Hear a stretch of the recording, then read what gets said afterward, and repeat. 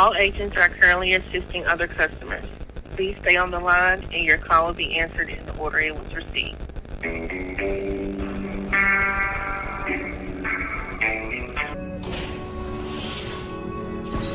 Lieutenant Kirk. That's right. It's an honor to meet you, sir. Look, you guys all know that I hate this show, but...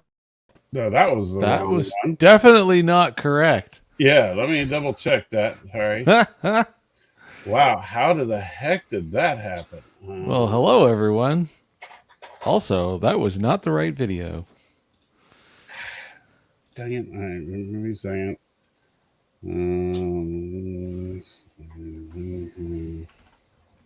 Replace render. Weird.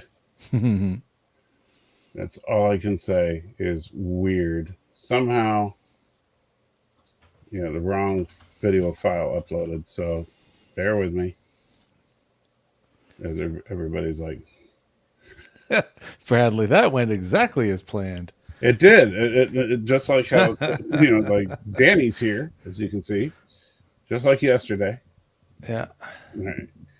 And add video clip and see if it works this time.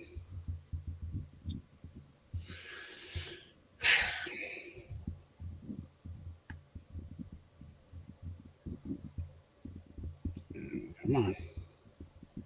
Processing. I can't see the chat, by the way. I don't know. It's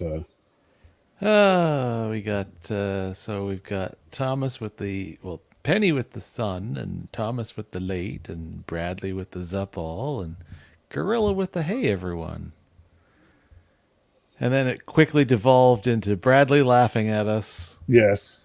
Everybody like, yep. Ariel with the late and not ready, and much comedy has erupted. Yeah. Yeah, well, bunch of jerks around here. All right, here we go.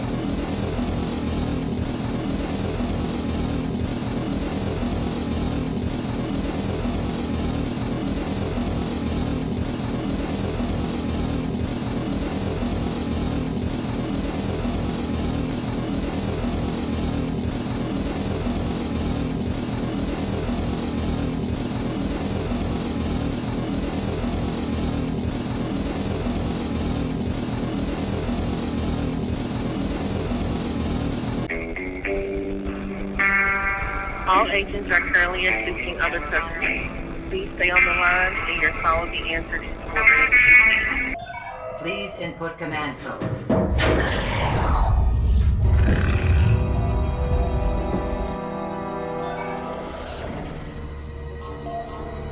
Command code invalid. And once again, the hacks over at Klautzman Trek are disgracing the vision of Gene Roddenberry with this bastardization of the Gorn. I mean, really, would it have been too much trouble for them to have bothered to even look up what the Gorn were supposed to look like? I mean, heck, I can fix it.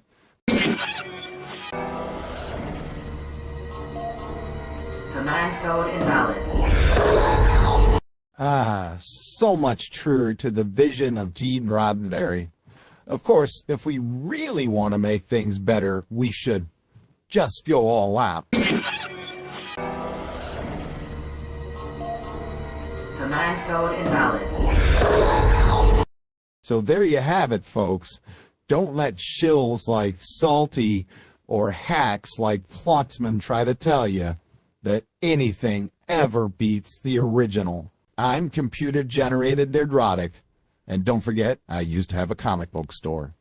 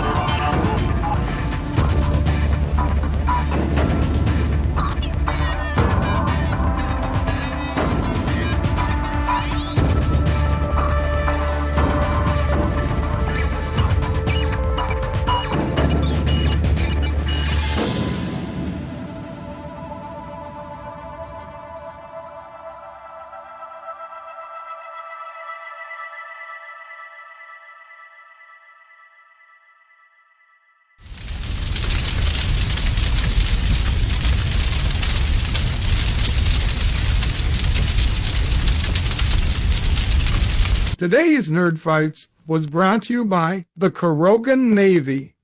One day, maybe we'll actually keep a boat floating. Come join the Korogan Navy if you don't want to live that long. And also by these guys, because I guess for some reason they want to support Salty. Those sons of bitch. Computer and program? At least Boimler puts a smile on my face. So spoiler alert, Jason hated it. I enjoyed it. But let's since we don't want to give away too much early on, let's place our bets on where did Danny fall on this? I don't know. I know you kind of made the joke this morning, but We gave it a 14 out of 10. I don't know. I think he's either only going to come in at like a low number, say if he's rough on it, he'll be somewhere between 4 and 6. I can't see him giving an 8 or a 9 to this. I'd be surprised if he did. I don't think it's funny, and now it's the apocalypse because Darren and I are agreeing. I actually liked it as well. Hegemony, is that how you say it? Hegemony. Hegemony. Leadership or dominance, especially by one country or social group over others. In case you're wondering what the word means.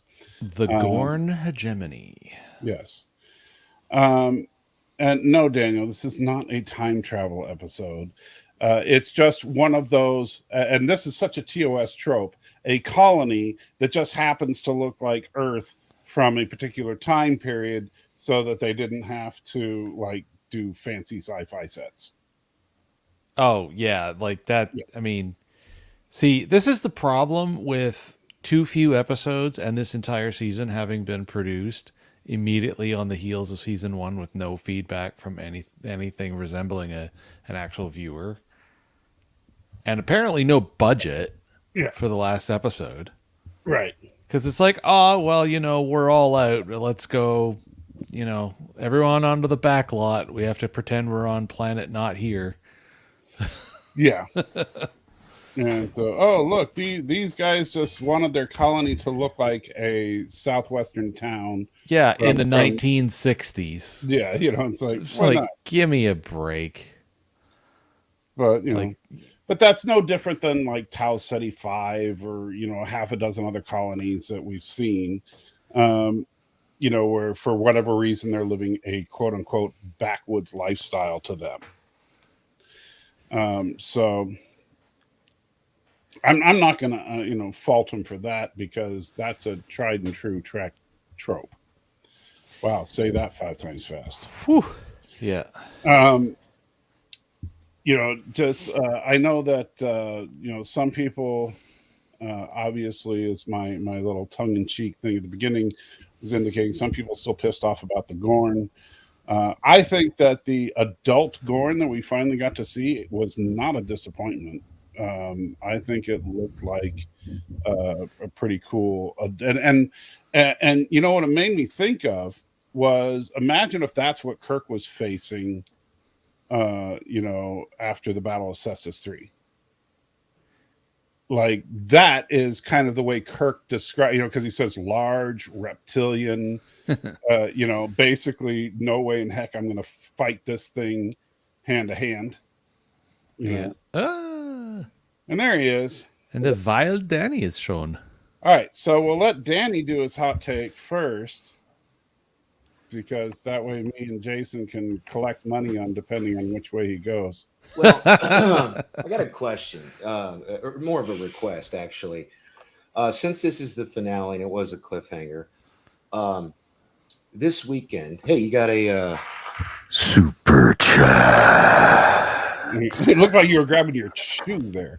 SBS Guru with €5 says at least they didn't model their colonies after stereotypical mobsters. Now that was stupid. Well, that wasn't a colony though. You didn't like a little a piece of the action? Come on, man. Everybody likes that episode. Right. So, So here's my request. mhm. I think it would be cool if this weekend, because we usually do the Battlestar watch along Saturday and or Sunday or both. I'd like to watch the Arena with you two from the original series, Okay. and then next, the week from today, discuss the kind of review that and compare it to how the Gorn are being shown here. But you have another super chat. And Leighton with $2.79 in Shatner's. Thank you so much, Leighton. Yes, you can join the World of Warships. It's not World of Warcraft. Fleet. It is called Salty One. If you put in a request already, I should see it. Just tell me what your username is, and I'll make sure that we get you put in the fleet. And Leighton, you can also, just if you send me on Twitter, send me your name, and if I don't see it, I'll send you an invite.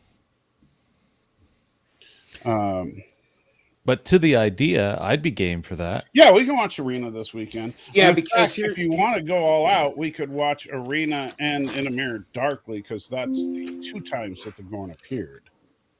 I would be down with that. But here's the thing. And then next week we can kind of talk about the evolution of the Gorn. Yeah. I both liked and hated this episode. I watched it twice already. So we both win. Yay!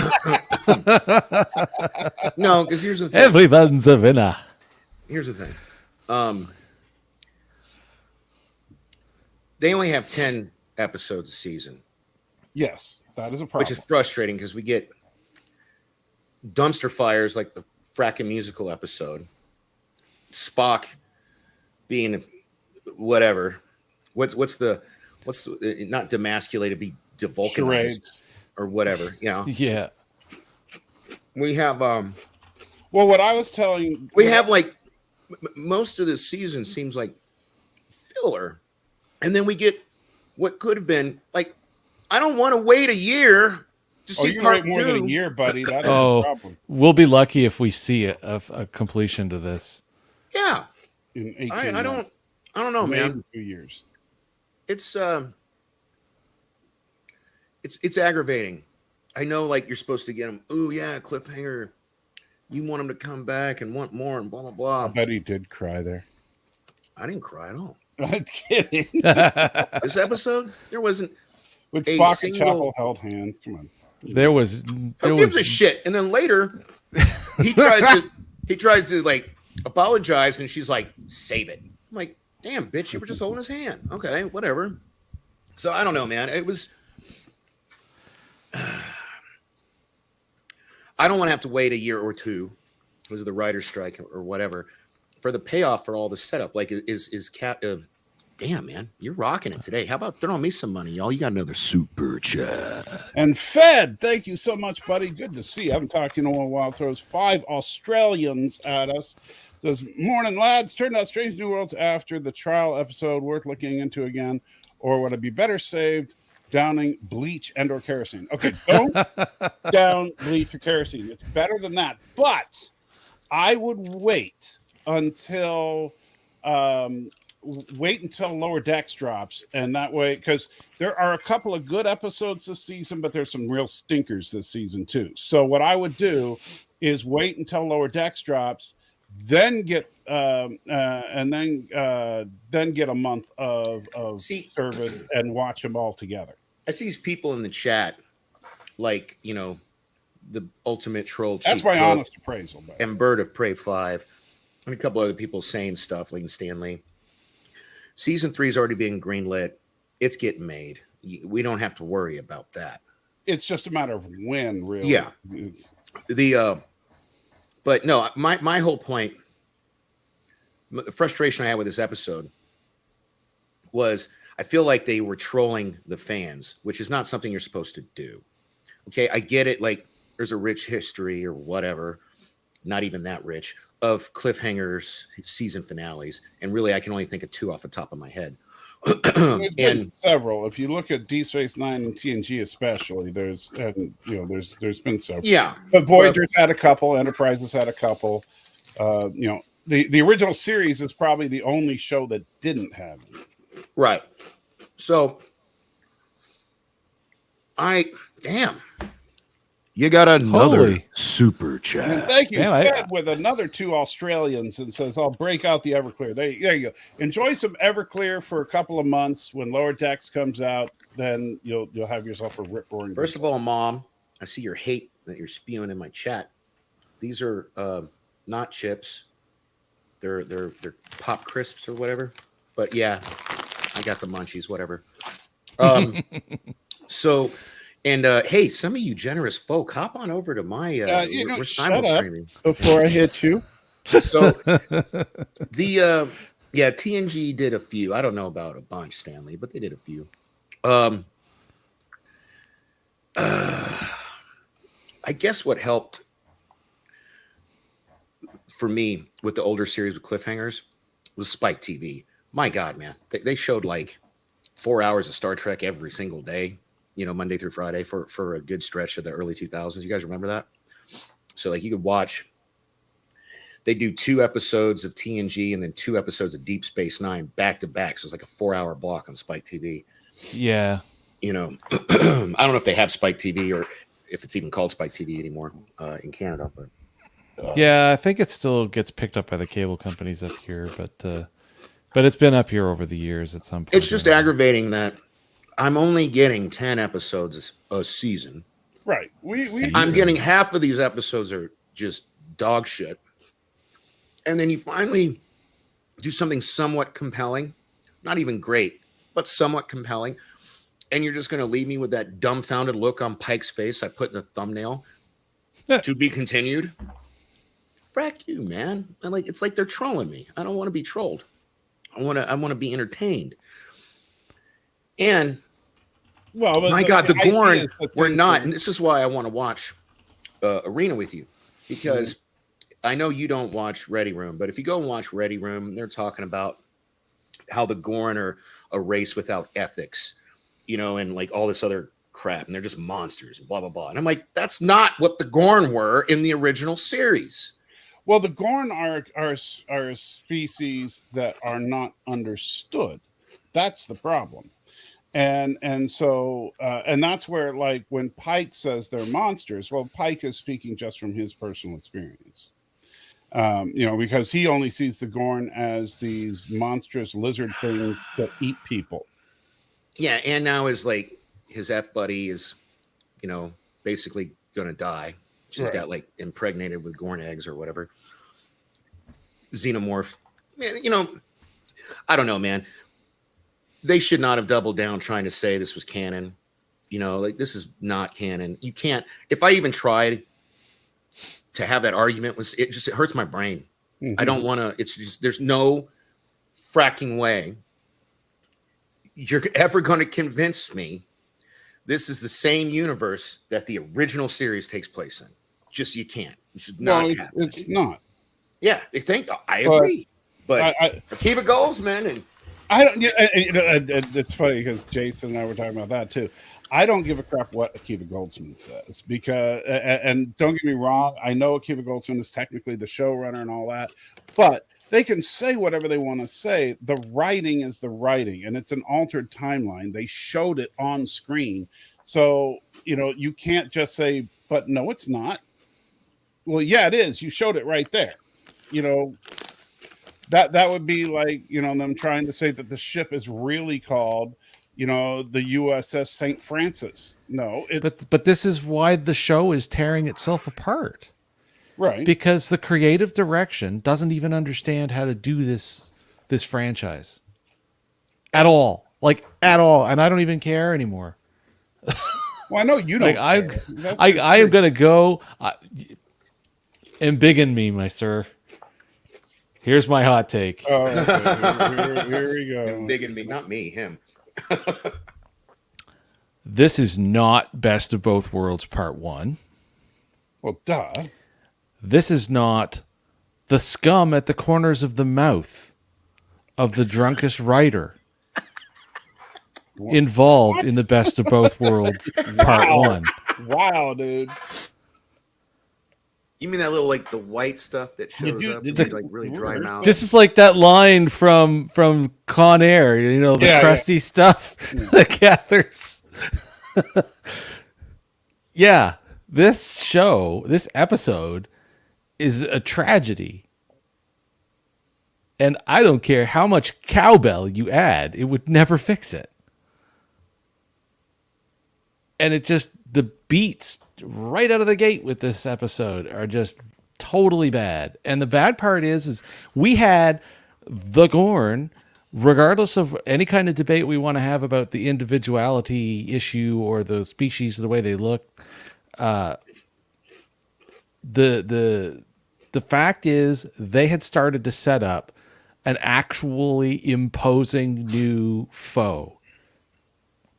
Who cares about timelining? Who cares about any of that stuff? Because I've said many times, if we don't just put our mindset in the position that this is a reboot and it is absolutely not in the same timeline, and everybody who thinks that it is and acts like it is lying to themselves, including the showrunners. I don't disagree, but the problem is the showrunners are the ones that are wrecking it. Right. What we got in this episode is terrible. Well, Cinnabon can be happy because at least they got rid of Asian Kyle and replaced him with a transgendered whatever J. and Gorilla. No, I don't count the menagerie as like two-parters are not inherently. Well, there's a difference between a two-parter and a season-ending cliffhanger. Yeah, huge. And like Best of Both Worlds is a season-ending cliffhanger. Yeah. But Encounter at Farpoint is just a two-parter technically. Yes. Same goes as like the I'll never get the names, so I don't go out of my way to memorize it. But the two-parter with the Cardassians, where Picard gets captured, there are 4 lights. Oh, Chain of Command, that was a mid-season two-parter. Right. There's a bunch of them in TNG, and because they had a solid story that they wanted to tell. And this actually feeds into your complaint, Danny. Like, they dance around the bush, and they've got this fundamentally good story that they could have worked out. And then they kick us in the frickin' sack every other second episode. Yeah. And then laugh about it, seemingly. Yeah. So first of all, let me argue with Thomas here for a second. Not Thomas Potts, but the other Thomas. Thomas Hart. I actually liked this, Scotty. I did too. That was one of the few things I liked about it. You know what? First of all, it's our first Scotty who's an authentic Scotsman and actually had the right accent, the same accent that James Doohan was trying to do in the original series. I didn't have a problem with it. He came across as a badass when it comes to being an engineer. He didn't get good grades in school. Why? Because he broke all the rules, and that's what a good engineer does. And by the way, that's coming from an instructor who also breaks all the rules. So that's, I think while she says my best student got my worst grades, that didn't bother me. Some people were getting off about that, but see, I haven't had, when you say, so I was kind of listening. That wasn't really Gary from Nerdrotic, right? That was like you doing. No, AI, that's the generated thing. Yeah. Okay. I haven't watched anybody else's takes. My mom tried to get me to watch the podcast. I had to. Oh, the podcast, they were off the freaking charts with this one. What do you mean? Because they like it? No, well, no, they were mixed on it. Like there's some things they liked, some things they didn't like. But the things that they didn't like, and this is something that bugs me that they do sometimes, is they were complaining about stuff that was in the show, but they were acting like it wasn't in the show because they weren't really paying that close attention to it. I feel like Brian, and I love both those guys to death, but sometimes I feel like Brian's got too much going on at the same time. Right, and it was Brian that was doing it. He was why in the world are they doing this when this is going on? It's like they said it. It was a line of dialogue. and oh yeah, it was about like he said, why were they just leaving babies on the planet? And it's like they explained that they sprayed the place with eggs, and then and to soften up the planet. That they didn't just like drop a bunch of newborns on the planet and leave. But whatever. Look, I get that. I saw a tweet from one of our most loyal followers. I thought he used to be mine, but he's in your chat today instead of mine. Anthony Mark. Good job, Anthony. He likes the episode. No, and he tweeted about it last night before I got to see it. So I was like, okay, you know what? Usually Anthony and I agree on stuff. So I'm thinking I might like it. But like 30 seconds into the episode, he's already referencing the terrible fucking fracking musical episode from last week. That I'm just like, you caught that, right? Where he's like, well, at least I'm not breaking down the song every 10 minutes. Yeah, well, but you know what? It was just a little, I mean, hey, come on. If everything was just a Broadway musical on your ship, he said, at least I'm not singing every 10 minutes. Yeah. That is a good thing. Yeah, but I don't. And you know what, Darren? I got to say, my first glance I was like, Scotty seems a little young, but I was basing it on James Doohan's age, not Scotty's age. Because if you think about it, and I know that it's the worst of the original series movies, but in Star Trek V, Scotty and Uhura kind of had a thing going, putting them in the same basic age group. And Uhura is like the youngest on this show, so that means Scotty would be somewhere around Uhura's age, a little older. Actually, Scotty was the best part of this episode, if you ask me. Really easily the best part of the episode. I was just delighted that they didn't pull some foolish stunt and get what's his face to show up. His son? No. Buddy from the movies. Oh, Simon Pegg. Yeah. Oh, Simon Pegg was the worst. Don't even get me started. Yeah, that's what I was. As soon as they did that, I was like, okay, I can deal with this for now. See, Cinnabon liked he wants more singing. Look, I don't know that. I know it's supposed to be episodic, but that musical episode served like you could literally just never watch it. Right. And you're not losing anything. Well, so I certainly don't want you referencing it. What I was telling, I mean, except for I guess Chapel and Spock break up in that episode, but we don't really need to see it when we get enough exposition from Spock in this episode about last time I saw her, things did not end well. But you see, that's one of the problems, and I know we were talking about this just before we kicked it off live, but I'm going to modify, at least for the moment in the discussion that's coming up right here, is the issue with a lot of the the flowing B plot across all kinds of the episodes in a season is that there's definitive references backwards on them. Little jabs, little pokes, little references. Things that, although there was consistency between most of the episodes in the TOS era and in TNG, unless it actually drove the story, nobody talked about it. The writers just understood this is how we have to write the character, and that's it. So not only do we only have 10 episodes, and not only have they never really gone long. Like, there are some shows that are on streaming where they try to keep it tight to an hour or less than an hour, but if the episode requires them to go longer and they don't want to create an entire additional episode for whatever reason, they'll go to 1 hour, 20 minutes. Right. We never get that. So now we're not just stuck inside of 10, stuck under less than 10 hours, especially when you nuke out all the credits. We're also stuck rehashing things I don't care about. Because if you've got competent writers, you don't have to worry about this stuff. You'll just make it work. What was did you even bother to see what Gary's actual take was on it before you riffed him? No. I'm not even going to bother with watching that one either, because they'll get twisted off of stuff that I don't necessarily agree is worth the time. Yeah, Like there's a lot to be angry about in this episode without going completely fandom menace it's a lot loopy about he it. gets angry about Yeah. because he's Okay. just butthurt right now. And yes, Or whatever. Thomas, What I do would you agree with fuck, that. hurt because you're up in Canada. Yeah, maybe it could be.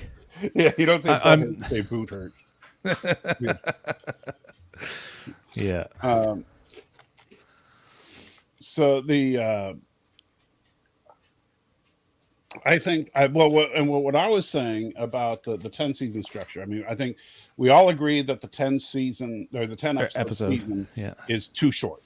That's just too short of a season as It far as an episodic series like Trek is concerned. Yeah.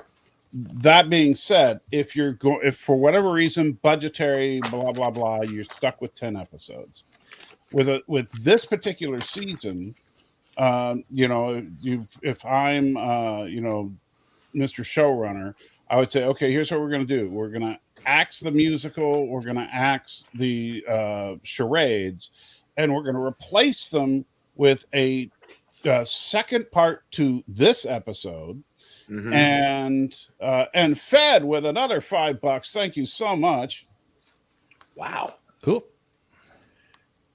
And so, waiting on Danny. I'm pissed, man. You've already made like $30. I haven't even got a nickel. You say super chat, damn it. Says, what? Not a fan of old mate Peg. He was rubbish. Although, and actually, Papa Scotty interest is peaked. Competent writers, though, these days, mixed. And that's the problem. The writers are doing, and I think Jason will agree with me to a certain extent. The writers are doing an okay job with character, but a fairly poor job with story. Oh, hey, speaking of doing a fairly that's poor the job. problem, is that we're getting good characters and crappy stories. Yeah. Speaking of doing a terrible job, I got an email from the fine folks at Fuel Up. Yes. We're supposed to be giving them at least one ad a show, and we're not doing that. So, yeah. and have you guys got your stuff yet? Because she told me she was mailing it. Actually, I haven't You tried did? it yet, Okay. All right. Good. But I got the nothing's- wake kind. I didn't want the wake kind. Now I'm going to be like bouncing off the Awake. walls when I try. No, that's what they sent me first. The wake is supposed to replace coffee. You start out with that one. That's what they did. With Yeah, me. I haven't gotten anything here, but I You haven't expect got- the well, border you're in to Canada, always slow so- it down a little yeah. bit. Yeah, so I 3 have to it 5 days. Extra. right here. But you haven't tried it yet, so you can't personally speak on it. I have yet. not. It is still. You got sealed. your tumbler, right, with the mixer thingy. Yeah, the tumbler. is Yeah, over here okay. somewhere too. Cool. Good. Well, I need to make Put it sure. right here so you can always see it. Good. Yeah, I just want to give Terry Bayless a shout out at Fuel Up. I apologize. We will do better. We will do better. Anyway, and we'll do a proper ad later. But I just wanted to mention that. I'm glad you got yours. Yes. So yeah, look, I got this package. I'm like, what the heck is this? And then I open it up. I'm like, oh yeah, I forgot. That's a thing. So now I have to bounce off the walls a little bit. Yeah. But thank you, Fed. So yeah, we do get a proper Scotty. I do actually like this Scotty. Yeah. But what I was going to say is, so we ditched the charades episode, we ditched the musical episode, and we put in a proper 2-parter with this Gorn thing, and we do a follow-up episode to the Mbanga murder. Yeah, because that dude, I'm like not something only murder because you don't know that it was a murder. Okay, no, it was murder. It was one, two. You have no evidence. Two. It was in Murder- the library, murder- and there was no candlestick. bloodthirsty, murder-hungry Mbanga. Wow, dude. He doubles down in this episode where he basically tells Kirk. Everybody wanted to kill Gorn in this episode. Yeah, well, yeah, but like I thought it was in poor taste after Mbanga murdered an ambassador, and he's like, yeah, I'd like to help with that experiment. Basically, yeah, I'd like to kill a bunch of Gorn also. I don't know. He's a doctor. The Gorn eat. He's a doctor, not an assassin. You know, come on. First of all, he's not Dr. McCoy. Second of all, the Gorn eat people. Klingons eat people now, apparently, thanks to Discovery. Only Discovery Klingons, and they're not real Klingons. Except for the stupid morons Thank put you. the Yeah, Kling no. orcs in Professor the Brainy Specs, I half agree with you. Scotty was not bad. I like Scotty, but Doctor should want to do I thought it. you were going to say you agree with agree him with because he said I should share my super chats with you. Oh, I did not see that. I endorse that. 100%, but that's fine. Good to see you, Professor. And Anthony Mark agrees with me. You're too chicken to pull up his comment, but yes. I'm not chicken. It's right there. It was murder. murder. Anthony, you can be wrong. It's okay. There's no evidence to any murder. The only testimony and all the evidence points to self-defense. So, Yeah. So let's that could be an interesting episode. Yeah. Okay, sorry. Oh, your hot take? Oh, yes, Michael. Yeah, we didn't get yours. Well, apparently I'm the only one that liked it. So screw you guys. Hey man, we don't always I'm going home. agree. I mean, the name of the show is Nerd Fights. Yeah, exactly. No, It's gay.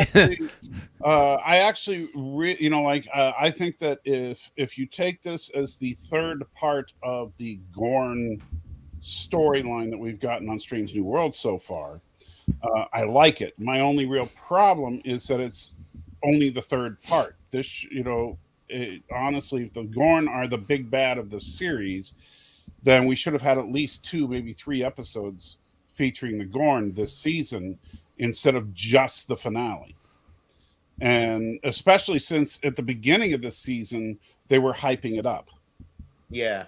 And so I get the feeling there was originally going to be more Gorn action, and then somehow it got kicked to the side and replaced with the Fabulous musical with the Fabulous Klingons of Fabulous. Oh my god, that Klingon thing is so cringe. I'm never watching that episode again. Stan Lee. No, if you watch, there were other people in sickbay. They were all dead. There were dead bodies. She was the only one. I double checked that she wasn't actually in sickbay. She was in somebody's quarters, right? Because shared quarters. Sickbay was destroyed. Okay. Yeah, because Brian and somebody else that I kind of managed to catch. I think it might not have been Brian, but I caught something at one point at lunch, and someone was having a crusty fit about her going back into the no longer there, whatchamacallit, sick bay. And you didn't see any bio beds or anything like that? No. I went back and I double checked, and absolutely no bio beds. And you could see those in the wall bunks along the outside edge of the shot. So, and plus, sick bay's in the middle. There's no windows in sick bay, and she was looking out a window. So that alone is enough to say no. People were just like, that's what I mean by there are certain people around the community of reviewers, big and small, who they get so wound up, like way past. Right. Yeah. There are things you can legitimately complain about. I'm not saying this is a flawless episode. but they get so wound up that they end up making critical mistakes in their okay, whether it was sick bay or not, and you're right, it wasn't. Professor Brainy Specs is right when he says, Chapel was the only member of the ship who was on. Oh yeah, that was when they got to there, I was like, well, yeah, it's the ultimate plot armor. Chapel can't die, so the only survivor on the saucer. You couldn't have had one other survivor. It's lazy writing. It's just lazy writing. However, and this is something that I was yelling at Jason about before we started. Okay, so you have a situation where Kirk, Spock, McCoy, Ensign Jameson, Ensign Smith, and Ensign Jones are all on the planet. Who's going to survive? Well, your 3 main characters, obviously. Right? Okay, it happens every single time. The other ensigns you name, though, were all wearing red shirts, were they not? Not necessarily. No, actually, one was blue. Yeah, if you look at the original series, the first red shirt didn't die till like midway through season. Yeah. Because in the Salt Vampire episode, which they were orange and it was a blue shirt guy that got blue shirt and a gold shirt died. Yeah, and an engineering guy that was wearing a white, like weird outfit. But so it's like so basically in all of Trek, it's extraordinarily rare for a main character to be in any real jeopardy ever, right? Because you had Dax, you had Yar, and look, I don't mean to beat a And dead then you had horse. Voyager with their mysterious reincarnation machine. Yeah, You know, but, I don't mean to beat a dead horse, but Thomas Potts brought it back up, yes. further proving that Mbenga did in fact commit murder because he took the knife out from the box before they even got into a fight. So like That doesn't prove that's anything. intent. That's intent. That's No, it's murder. not. That's the difference between it is. That's intent. Taking something out He's of pulling a knife out box. to kill First of all, somebody. he took the knife. Taking the knife out of the box before someone comes into a room doesn't prove. Yeah, now remember that was the complaint that I had. That's why I felt that that whole scene. I know we're not talking about the right episode at the moment, but that's why that scene. I still gave that episode good points out of 10, but that scene was done wrong because things were too convenient. Because dude shows up right after he's staring at the memberberry box of his own personal memberberries, and then everything magically goes down because the freaking plot armor glass shows up in the middle of the room. But now the interesting thing, Darren, is that as far as Mbenga or Mustache Kirk or something like that, something they could do something with part 2. Depending on They don't have the balls. They don't have the balls. Like no, especially with to say they don't, but they might. I mean, Kiva's still out there talking to comicbook.com and any in Inverse and anybody else that'll listen to his dumbass saying, "No, this is prime timeline." You know what? Every time he says that crap, you know why he's saying that? Because he's afraid. And this is the garbage that these people that are producing this stuff. Akiva Goldsman, obviously being the showrunner of this one, is they're afraid if they admit that if they say anything other than this is prime timeline, that all of a sudden those of us that are big fans of the original series and stuff are going to say, well, we're not watching it then. But that's not true. No, first of all, that's stupid because all of us liked the first season. We all agreed, I think, that first season. Some people like Professor Brady Specs would disagree with you wholeheartedly. We'd be willing to bet.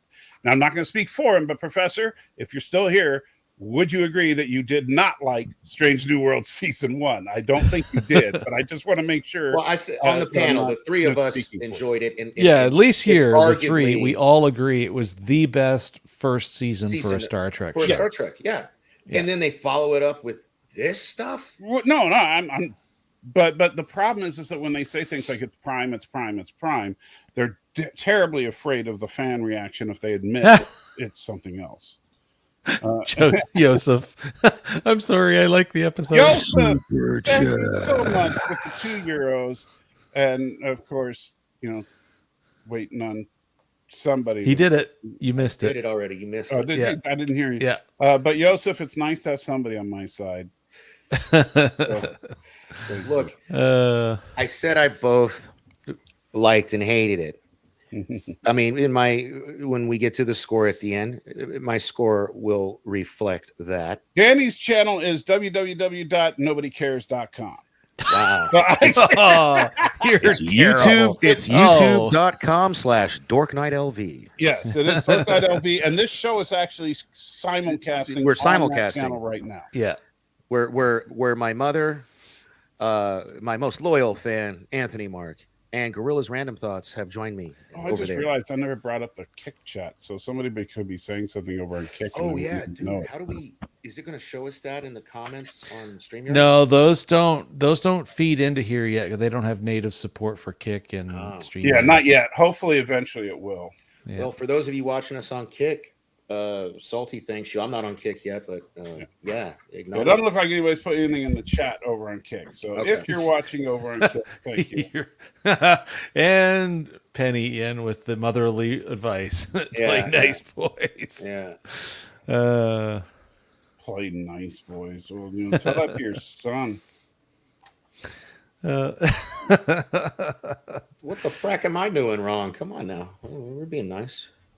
It's not like I'm not like this is the thing that's great about the three of us. We can disagree without insulting each other. Unlike someone like Darren. I'm sorry. Unlike some other people, in the chat. But, you did get Professor. It was better than season 2, but he still called it poor. Yeah. But now let me reword the question a little bit.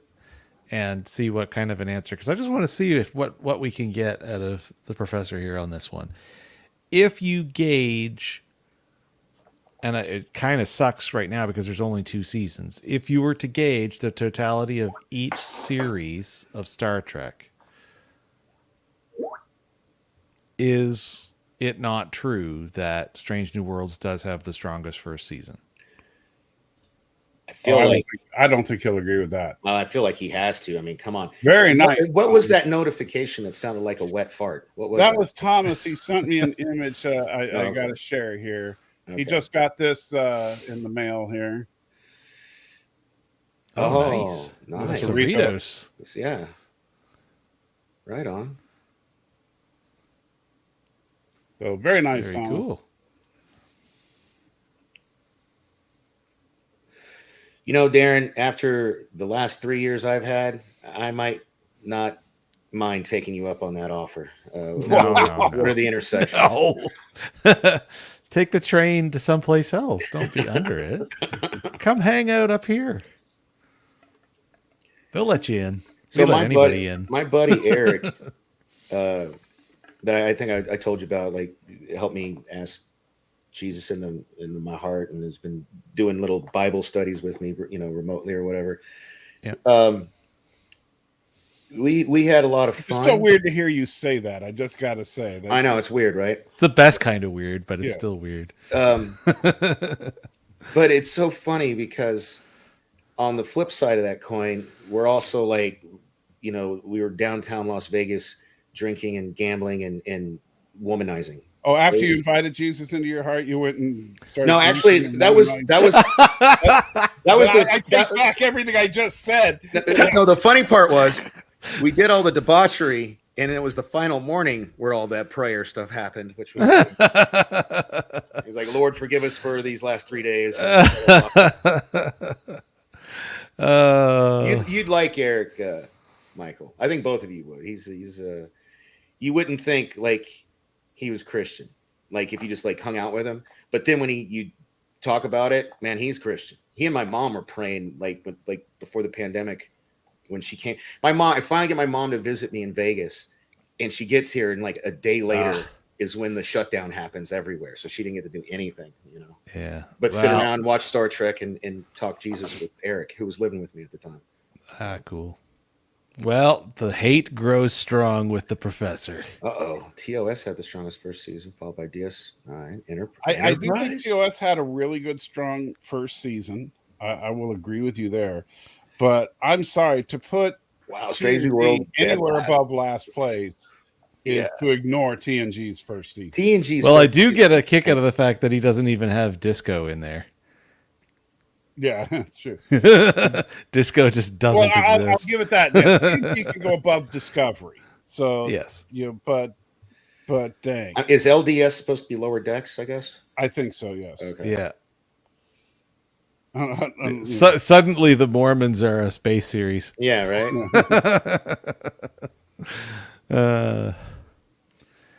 Well, are we gonna dive headfirst into this thing, or? Well, that's what I thought the plan was. Yeah, we can. I mean, it's not like the only time we haven't was for the, that Jason's just super biased, but that's all right.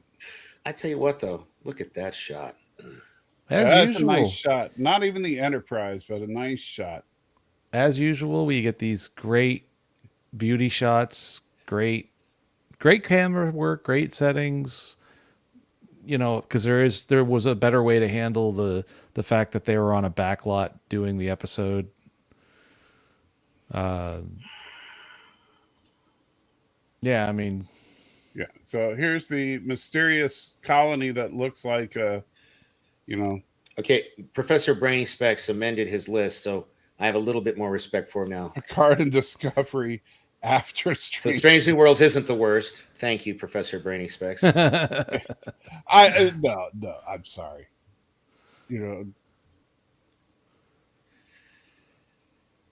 Anyway, so this actually looks a lot like downtown Murfreesboro, I gotta say. I'm just like,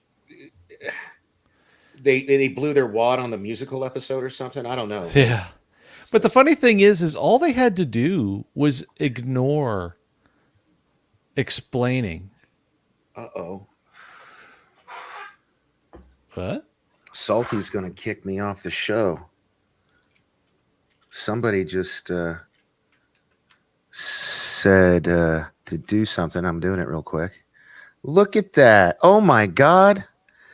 The Fed OC, let it never be said, I'm not a fair man. Besides, you've entertained me almost as much as Salty has over the times, though I demand more Lurpa, damn it. Okay. Let me Google that and figure out what it is, and I'll be a whole... I'll give you a tip over there. What is Lurpa? Super tip. Well, thank you, Fed. Fed is a nice guy. He's always been a generous guy, so thank you, Fed. But just remember where your roots are.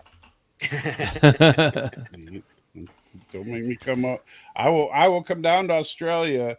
Well, no, I probably won't, because the whole country's trying to kill you anyway. So why do you live in a place that's trying to kill you? I don't understand.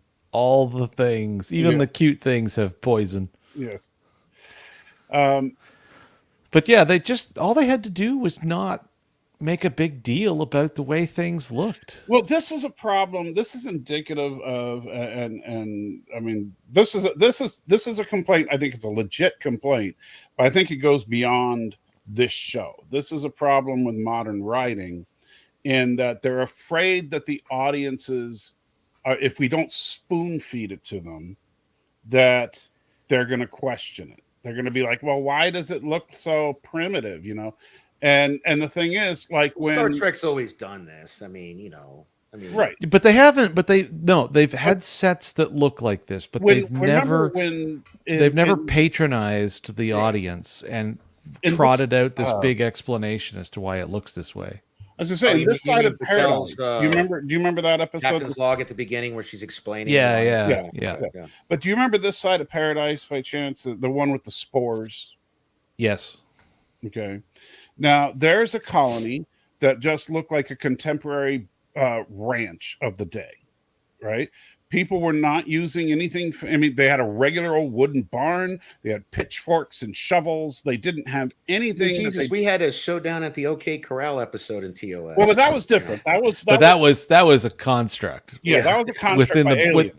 I'm talking about an actual human colony. If you look at the one with the spores, they're on an actual human colony, looking in a regular old barn, looking on a regular old ranch, and people. Well, you see Gorilla's comment. Salty. They have to tell people not to eat Tide Pods. Of course, they have to spoon feed. But that's the problem. And so they're sitting there going, so they're on this ranch with pitchforks and shovels and doing all the standard stuff. And not once did they say, interesting that they choose to make it look like an ancient farm. No, but nowadays they're afraid that if they don't say something, that the fans won't accept it. So here's a fun little. I don't know. I think it might be that people really are stupid, and I wish we didn't tell people not to eat Tide Pods, because if you're dumb enough to eat them, you deserve to die, so the world can get lighter. So, we also actually had a problem with people eating Tide Pods. I know, which is kind of frightening. Crack them, yes. let them die. Yeah. So here's a funny little thought experiment for everybody listening, and the three of us, think about where you live. Mm-hmm. And think about if all you did was delete the cars and delete the flat screens. Well, can you absolutely, other than a little bit, well, especially with the giant eyeball that's there now. Yeah, which you can see from damn near everywhere. It's crazy. Short of a few key. Wait, I missed something. Oh, you go look at go look up Vegas the Sphere. You'll be entertained. It's pretty crazy. The amount of money they spent on that is probably outrageous. But yeah, if you delete all the cars and you delete, maybe delete some of the flat screens, like say on the strip, up by, I think it's up by the Venetian There's that small looking kind of convention looking building that's got this huge reader board on the side of it. There's a Starbucks in it. Dude, the entire side of the World Resorts, like Yeah, is a yeah, screen. yeah. The Is a screen entire now. side of the yeah. building. You know? But if you were to delete stuff like that, and then you basically tried to look at the area and actually pinpoint for sure what era it's from, good luck.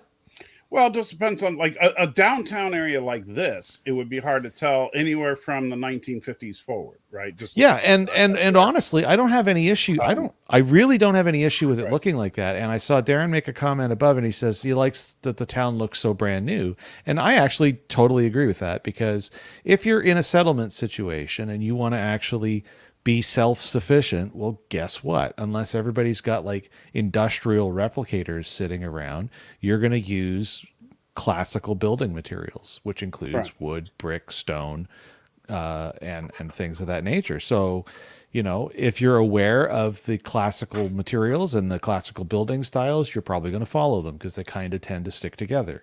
So having it look like this, you don't need to patronize me with a bunch of blatherskite about, you know, Midwestern United States town thing from the 1960s or whatever. Like, no, just show up, and this is the community that they decided to build.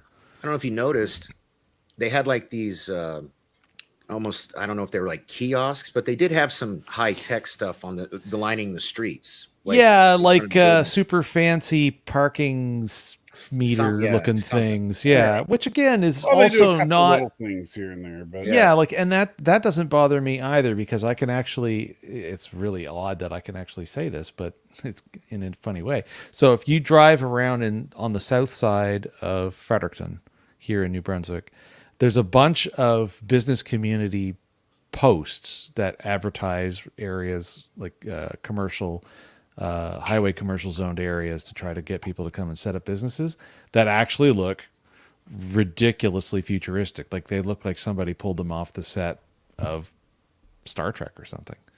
They don't look utterly out of place, but they definitely are not what you would expect. To Darren's point, I did live in a town that looked like that. It was called McPherson, Kansas. I mean, that looks just like downtown. this is the town I live in right now. Yeah. And Yeah, so, see, like you kinda said, similar take away vibe. the cars, and it's the same place. Yeah. Yeah. For like 100 years, it can stay like that. Right. Yeah. See, the problem with Vegas, why I don't think the Vegas example works, is because we don't keep anything here. We tear everything down. We're about to tear down the Tropicana, you know. Right. Yeah, you guys tend to redo everything on a regular basis. Yeah. I tell you what, when I lived in North Carolina, that was one of the things I actually really liked about it. They have the historical district, and there are houses that have been there since the 1800s, you know, like that they keep restoring, and like whole communities, you know, that are protected by law. You'd never have anything like that here in Vegas. And just blow it all up. Sometimes you gotta let the past die. Kill it if you have to. Okay. Quoting another terrible movie. LDG, what's up, buddy? I don't know what you mean. That was a series 2 finale, unless you're talking about something else. But yeah. By the way, this is that same town square when our church put on a free concert. Oh, nice. Oh, wow. That's pretty full. Yeah. We do it once a year. I like how you got the random people chilling on the rooftops. You know, not a lot. Those random people on the rooftops are snipers. No way. For real? Yes, for real. In case. Wow, because when I lived in McPherson, we pay the police to bring out their full snipers and all that, so that see, I was not. When bad happens, nobody's getting away. I wasn't expecting that at all, because when I lived in McPherson, I actually rented an apartment that was above a Hallmark store on their main street. And whenever they'd have parades or 4th of July, stuff like that, me and my buddies would like throw little rooftop parties, you know, because I had roof access, you know. So that's what I thought maybe.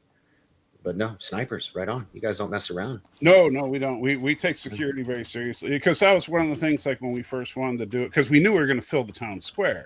Yeah. And if some crazy decided to show up and cause some trouble, we wanted to be prepared for it. So we had about a dozen police at every possible entrance to the square, and we had snipers on rooftops scattered all around the square, so that if something went down, they were ready for it, and we were paying for all the police protection. We weren't making the city pay for it.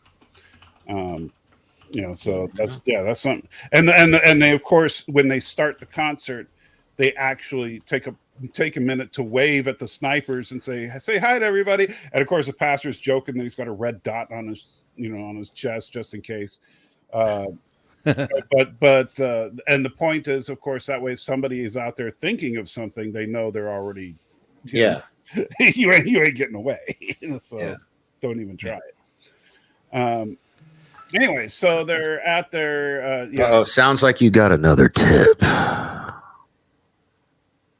I heard the little tip chime. Oh no, that's from me. Oh, never mind then. Oh man. False alarm, sorry.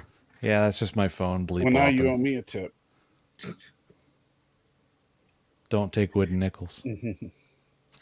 And of course, LDG thinks this is the worst season 2 finale. If you say so. No. Yeah. No. So Shades of Grey, anyone? TNG season 2. Yeah, I'm sorry. It's gonna be that's a pretty hard one to beat. Yeah. So Patel and Chappell are on the ground doing vaccines because I guess they have space COVID, and which this was my one big gripe as far as plot point to the episode, which was last week Patel was called away for a priority 1 mission, and so her priority 1 mission is to vaccinate a non-Federation colony. You know what else kind of bothered me about this episode? That didn't make sense to me. You know what really didn't make sense? The Gorn destroy a Federation ship and kill Federation members. Wow, the Gorn yet April's like, well, they didn't attack us and we can't do anything. Dude, they just blew up one of your starships. Well, what he's saying is that, but outside of the Federation. So they blew up a starship. No, see, I got crusty about this in Picard season 3, but I never brought it up. And this is this whole idea that the second that you stray outside of the Federation, I know that all of a sudden you're fair game. It's like, oh no, he's like, sorry, I'm in somebody else's backyard, I can't do anything. Right. No. What the hell's the point of being like? Well, you're not gonna back me up and protect me or whatever. It's garbage writing, and then to top it off, we're starting to enter into the realm of they've written the Gorn stupid, and I'm going to come back to that theme a few times in this. I don't think they wrote the Gorn stupid. I think they wrote. No. I mean, they made the Gorn dumb.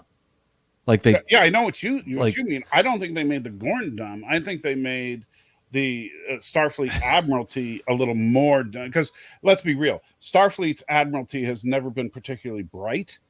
No, that's quite Lore has definitely made a few videos complaining about that. The Starfleet admirals never make the right call. That's a consistent within Trek, and for them to say, well, they were outside of our territory. I mean, I was just waiting for it to like. That's what my mom always said. Don't you go off the property line, or you're going to get shot. Yeah, I was exactly. Like, what is going on here? Yeah, but that being said, like you said, they did it in Picard. They act like somehow the second. I think about this: if a police officer crosses over the county line, it doesn't mean you get to shoot him. Tim Christ has it right. Yeah, that's not necessarily true, Tim. It's a Federation starship isn't necessarily Federation territory. If that Federation starship, for example, is in Romulan space. Yeah, but we're in open space at the moment here. And we were in open space out in that system in Picard season 3. Well, they didn't say that. They just said they were not in Federation space. Somebody, I'm sure, claims it.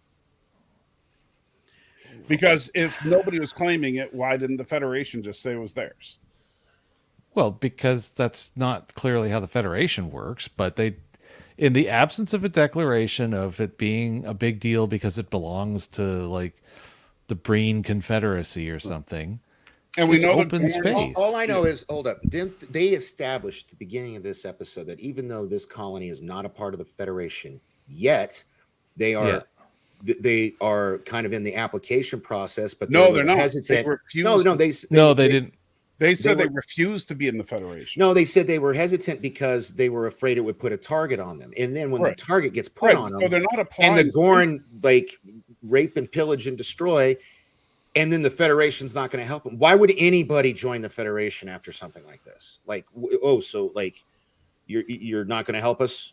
They blew up one of your ships and they kill everybody on the planet basically.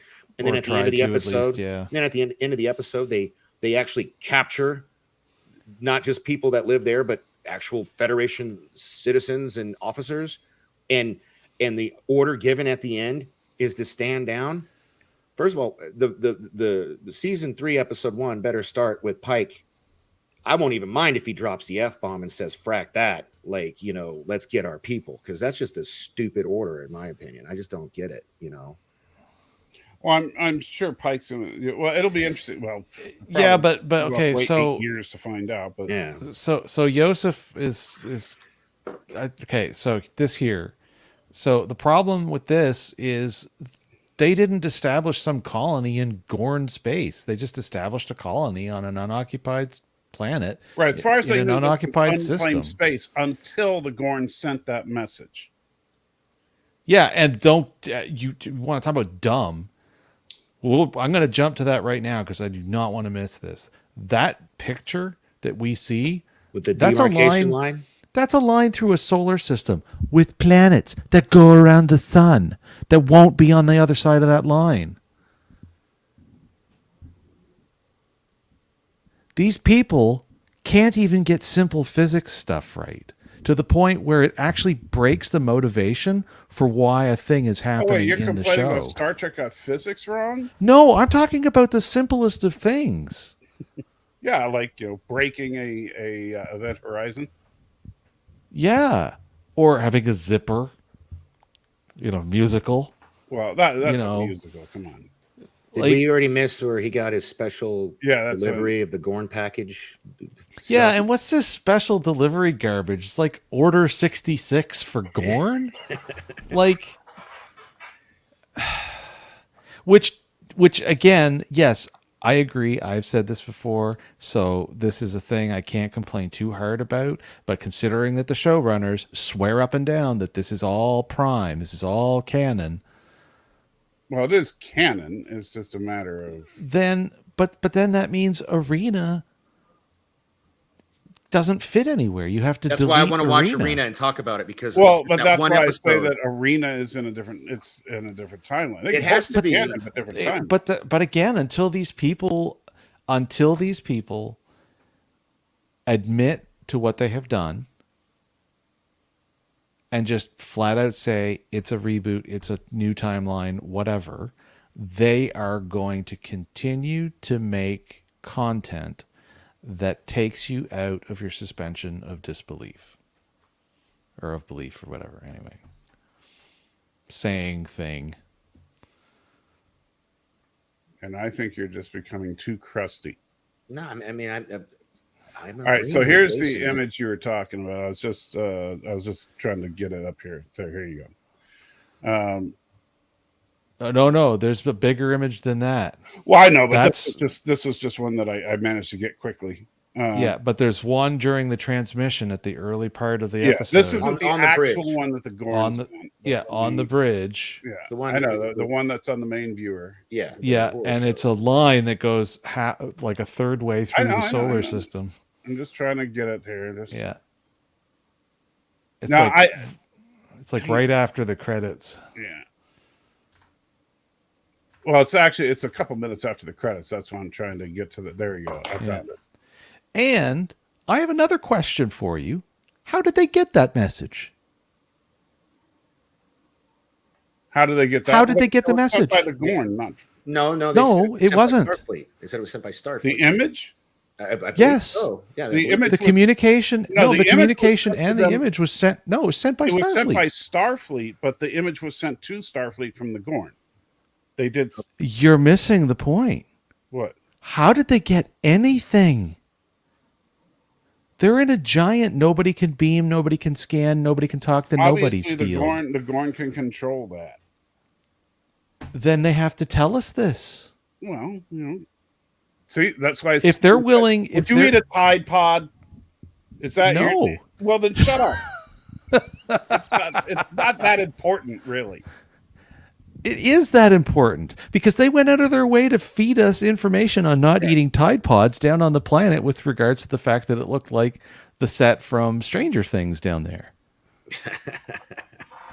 Now, what they should have done, in my humble opinion here, is very simply all they needed to do was bend the red line so that it just encompassed the orbit of the planet. Well, it has to encompass the orbit of basically all the planets for it Not to really necessarily. I matter. mean, they don't have to give a crap about the outer planets if they're not inhabitable. I'll give you that. But as long as, like, if this planet with the 2 moons right here is the one in question, or this planet, because the funny thing is this doesn't even quite match up to the other image. Oh, because if this is the star.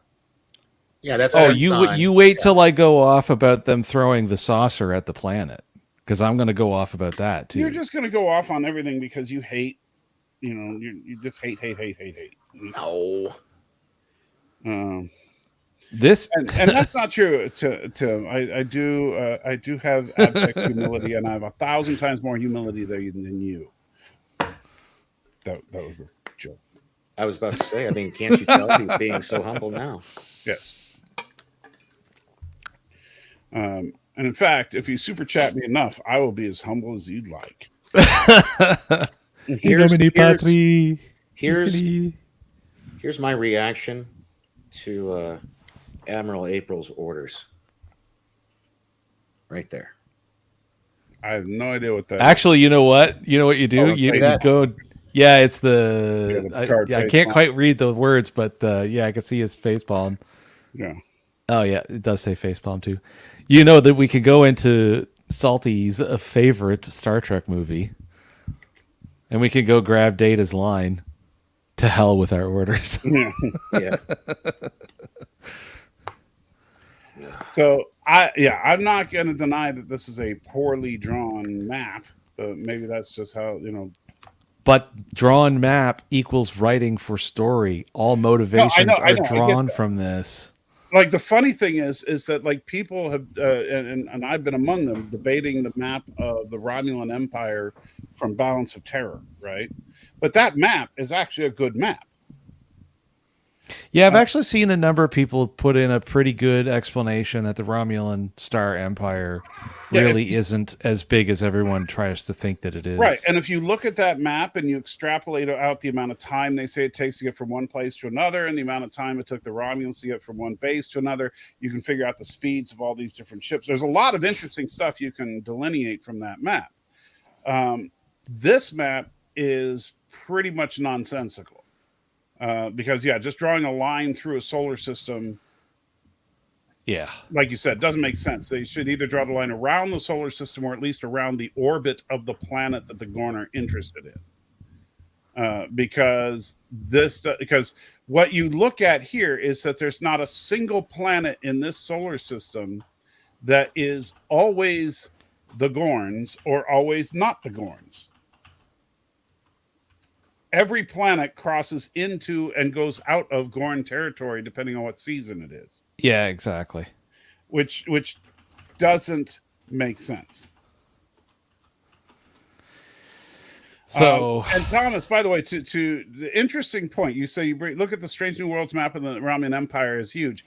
The Romulan Empire, the space away from where the outposts are, is big, but there's nothing there, which is kind of interesting if you look at that map. Yeah, it seems like there's just a few planets. Yeah. Yeah. That is something I actually want to talk about sometime.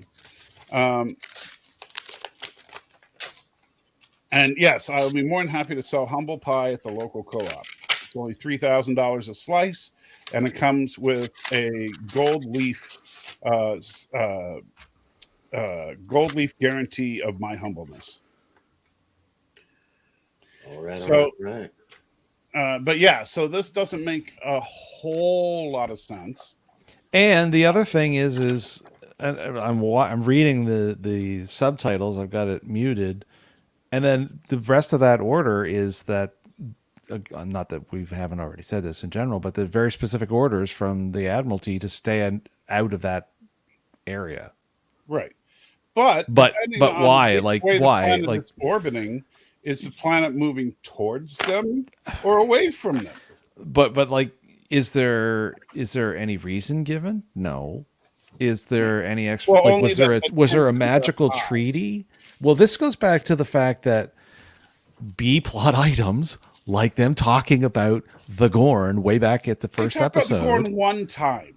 That's why I was arguing with you about the B plot. Yeah, but it's enough for those because of you they that keep don't know, since this is all off-screen stuff. Sure, So- we got into a tiff over B plot items in this show being made way more important than they should be for a show that's not supposed to be serialized. Right. And I'm saying that basically that Jason is full of crap because while there is continuity in the show, it's not like all the B plots of the season have built up towards this moment.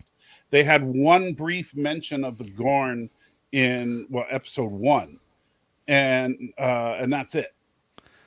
But we should have had an episode instead of frickin' Spock or some boring court case or the singing in the court rain. case had to happen. Let's be real. I like the court case. The court case was a necessity from last season. I just wish they had done it a whole lot better than they did. I just felt it was too weak in the knees. It was not like a despicable episode for me, but it was a weak sauce episode for me. But if they had found a way to B-plot in some stuff in that, with regards to, weird negotiations with the Gorn So or what something. you're saying is you wish that they had serialized the B plots. Because they have done a So before you were slap-happy complaining that job. They did serialize the B plots. Now you're saying you wish that they did. They have done a slap-happy job with this entire season between what they've decided that they want to be and what they've decided that they want to be. And yes, I said that twice on purpose because they're just split down the middle. It goes right along with the craziness with... It's not another timeline, even though it's another timeline. Exactly. Yeah. Yeah. Like, this is the Toronto timeline. Change my mind. Like, these people just need to get, like... They need creative control, at the story level. It's not just simply, art direction and photography. And Tim, as far as I know, Legal Eagle only did an analysis of Measure of a Man. That's the only Star Trek episode he's ever done. So we've got no good reason why the Admiralty would bother to tell them to not go. Especially considering that there's ship remains in distress. That alone is an instant override. You would think, and that's where, see, the character I really don't understand in this episode is April. Because on the one hand, I get that he wants to try and make peace with the Gorn if possible. On the other hand, he doesn't seem like, considering that season 1, episode 1 is him putting the Enterprise at risk to rescue a crew of 3 on an expedition ship that got lost during the first contact mission. Yeah. And now he doesn't want to risk an entire Constitution class crew that has been brutally attacked by the Gorn. Yeah. And so it seems like April is just being treated as a plot device. Maybe, but either way, what we end up with as a consumer of this product is horribly inconsistent writing. Right. But that's which sucks because I like the actor that's playing April, but that fits into that classic refrain that I've been making all season long. Yet again, we have this fantastic cast and a generally fantastic production crew. And where's the story? The story should have gone on strike 2 years ago. My biggest beef with this season, and like I was saying earlier to the Fed Doc, is the fact that we have characters that I really, really like in stories that are mediocre to bad. There are a couple of stories that I think are pretty solid, but most of them are mediocre to bad. And if it wasn't for the fact that the characters elevate, I would have really hated this season, probably. And I don't understand why that. I kind of do, and I kind of don't understand why they really, really screwed the pooch on this season compared to season one. Because season one was so solid, all they had to do was keep doing what they were already doing. But they didn't know it was solid with the fans because they didn't wait. They started making season 2 before they even aired season 1. Which is the asinine thing of this type of this approach to how they're doing almost everything. Yes. Yeah. It makes no sense that they're already producing season 2 when season 1 hasn't even aired yet. One of the things that you should be doing is paying attention to the fan reaction so that you can adjust your show. Yeah. If the fans really hate a certain character, then you tone that character back or you make adjustments. Yeah, it makes me laugh because I watched a video that Shane narrated just on their main, like their pre-produced content, where he was begging of Star Trek to be done better. I put a comment. They liked it because I just put a comment. Sorry, man. You guys already know this is all in the can. Y'all got the screeners. There's no complaining and hoping they're going to fix anything. What's done is done. Right. It's locked up. And the reason why I brought this up is because this still ignores the fact that even if the line stays relative to where the sun is in this solar system, the planets go around. So every so often, they're no longer in that territory. Mm-hmm. So this is just bad. Like this thing here that was drawn up is just bad. It's bad writing, bad thinking, bad plot devices. See, and there we go. There's Professor Brainy Specs. That's the Professor Brainy Specs I know. Oh! Bringing it home. Yeah. And I really, really liked season 1. I thought season 2 had a couple of great episodes, a couple of mediocre episodes, and a couple of really bad episodes. And I really don't understand why season 2 took such a nosedive in comparison. That being said, I still don't think this is one of those really bad episodes. I think that this is on the low side of the good episodes, but on the high side of the mediocre episodes. I overall enjoyed it because I like their take on the Gorn. I think their take on the Gorn is creepy and scary, and I want to see more of them. But and now that we've seen the adult Gorn, I really want to see more of them. I'll save it for when we get there. Yeah, I know you probably hated him too, or her. We don't really know. So on the zoomed in map, it looks like the line goes right by the planet, and in fact, yes. So it's like in between the planet and the moon of the planet. Yeah. So breathe 10 minutes, and then the planet will be in safe space again. So like. Yeah. So that makes no sense. Again, that's where I'll say I think that there was some kind of because honestly, this is a problem. They did the actors and stuff. They don't see those graphics until after, because that's all done in post. And so what ends up happening is this was probably some kind of weird miscommunication with the effects people. Maybe, but this has got to be storyboarded at some point for the writers. But you would think that the people that made this graphic should be the same people that made the graphic that was on the bridge. Well, and I mean, yeah. Mm-hmm. But who knows? And so they're trying to figure out what to do. Now, you will notice the saucer, and I think the reason for this is that the saucer is on their side. They wanted to make sure they could show that they could access the saucer section. But then why didn't they fly right up to the saucer to conduct rescue operations? Thank you. which, you know, and if they couldn't scan because of the magic scan MacGuffin on the planet, right, then that very first order of business, considering it was on the safe side, was everybody goes over, because boy, oh boy, I'm Spock and I'm the only one that can do this. There's literally no explanation for that, and it makes his entire line dumb. Right. Now, I do like that Sam grows a pair here. Yeah, I do appreciate that they wrote his character to be like, I'm sorry, I was such a yellow in my pants guy the last time. Yeah. I wore my brown pants last time we saw the Gorn. Yeah. But I'm ready this time. Yeah. And so I do like the fact that Sam is like, yeah, I'm ready. And he's like, I want to study them up close. Well, you know, best way to figure out how they live is how they die, basically. And that's what we fight. Now, remember this scene when we talk about, like, people will debate until the end of time about, is Starfleet the military? You know, this is one of those. Yes, Starfleet is the military.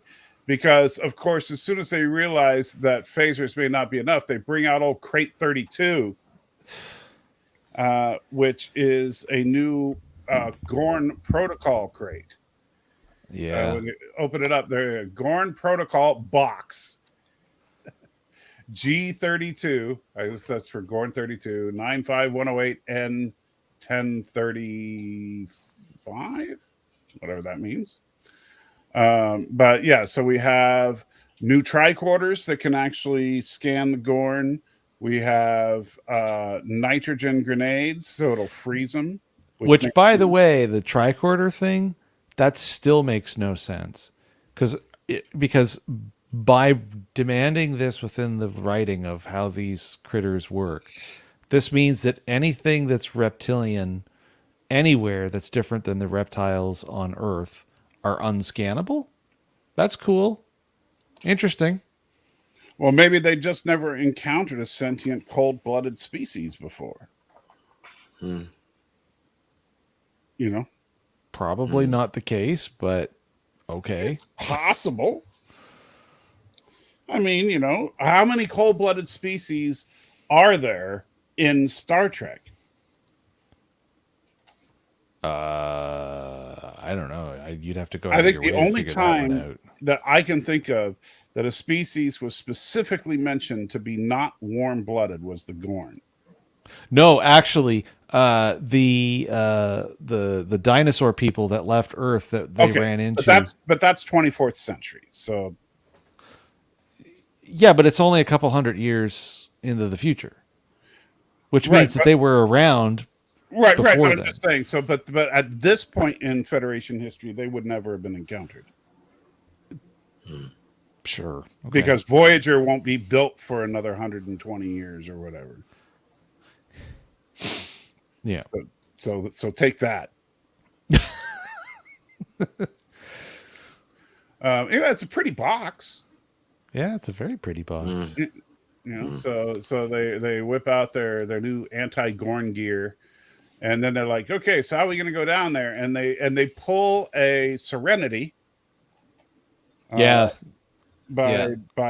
disguising the shuttle as a piece of junk and going through the debris field, which I know, you know, some people, they just rip off everything, but it made sense. It was logical to the situation. It was only logical right up until the point that if the Gorn are scanning around there on a regular basis, then they're going to find them. But keep this in mind, is that you're looking at the wreckage of a Federation starship, and the shuttle is made of Federation tech. So to a Gorn, the shuttle with mangled metal and stuff around the outside of it, even if it's powered up, they might just think it's a section of the hull that has a power cell in it. Yeah, and I'm okay with that part as well, but it started to get a little too convenient for me in the fact that if there's life signs on board and they're after fresh meat, because that is a hunter ship. That's not I'm looking to pet you ship. It's a Gorn, I'm looking to pet you ship, sir. So it should be looking for anything alive still. Pornography. So it started to hurt my brain a little bit. And well, that honestly, that didn't bother me. I because the other side of it would be who could possibly pilot through this junk. That could be something that you would think because I'm sorry, Ariel. Hey, Ariel, you got me. So you can just give me money and that I win the argument. No, Hey, Ariel. Nice to see you. Yeah. Part of it could be that they're thinking that, there's no way you could pilot through that. And so, they might be scanning, but they're not thinking that there's anything in there. And who knows if they could figure out a way to dampen their life signs. Scotty did it. Because he had that one gadget that was putting out human life signs, but he was hiding his own life signs somehow. Yeah. So they can obviously do it. Yeah. Pike's hair definitely on point, which is important. You can't win the day if the hair. It's funny. I saw a picture of Pike from Discovery season 2, and man, his hair looks like crap. It's if you're so used to the beautiful hair that he has in this, and then you look at Pike in Discovery season 2, and you're like, oh wow, he's improved a lot. Yeah. They figured out what they wanted him to look like. Yes. So then we get the dramatic re-entry scene. This is one part where Ortegas gets a moment to actually do something besides just pilot the Enterprise, and she does say that she did this 100 times during the war. So obviously flying troops in behind enemy lines, sneaking shuttles in where they weren't supposed to go. That was kind of her bag. I do like the fact that everybody, even Dr. Mbenga, is scared and wearing their brown pants right now. Yeah. And even Pike, who is a former test pilot. It's like, I did like, though, that he pointed out he was a test pilot at warp, not ramming at planets. Did you notice? I thought this was kind of cool because this is where I like one of those little subtle things that I really like that they did. Ortegas is piloting the shuttle standing up. Sort of standing up. She wasn't fully standing up, but it was like down as the shuttle comes in. Yeah, it's just like she was getting kind of excited into because she never gets to do the exciting stuff. Yeah, she was like half perched or something. Yeah, she literally was on the edge of her seat. Yeah, I think it's right here. Yeah, she's just like great big, big old grin, and then she settles back down. Yeah, like yeah, and she's like, oh yeah. That was like, I think her favorite moment ever. Now, granted, I know the shuttle going down below the tree line and swooping back up, that's like as Hollywood tropey as it gets. But, they had to do it at least once. Meanwhile, they're like, Nurse Chapel's probably dead, right? And he's like, shut up. Yeah. And then the pockets of oxygen, again with the bad writing. So they talk about pockets of oxygen. There's a pocket of oxygen the size of 8 of my houses that Chapel is walking around. You have 8 houses? 8 of my houses. Like his house times 8. How many houses do you have? If it's like 8 of your houses. How many 8 of the one I live in, not because I want to move to Canada. A size that's 8 times that of his house. I'm just saying. If you got that kind of real estate, please share the wealth, buddy. If I had that kind of real estate, I wouldn't be working a regular job. But yeah, so pockets. Yeah, and again with the dish. Keep in mind, a gas pocket can be, the size of a solar system. or it can be the size of a Ziploc bag. It just depends on. Yeah, but when they're talking about people likely not being alive, and then they use a reference of pocket, which is typically Professor, it was considered- just a joke, and I. Believe me, I knew he was just yanking on my leg. I wasn't being literal. Yeah. This is unfortunately not the literal internet. It is only the virtual internet. So when you use a turn of phrase like pocket, it usually refers to small. What we see when we see on board what's left of the saucer is anything but small. Well, it looks like about, judging by what you see of the hull, that maybe 20% of the saucer might be habitable. That would be my guess. Yeah, that's still a stupidly huge amount of space. Right.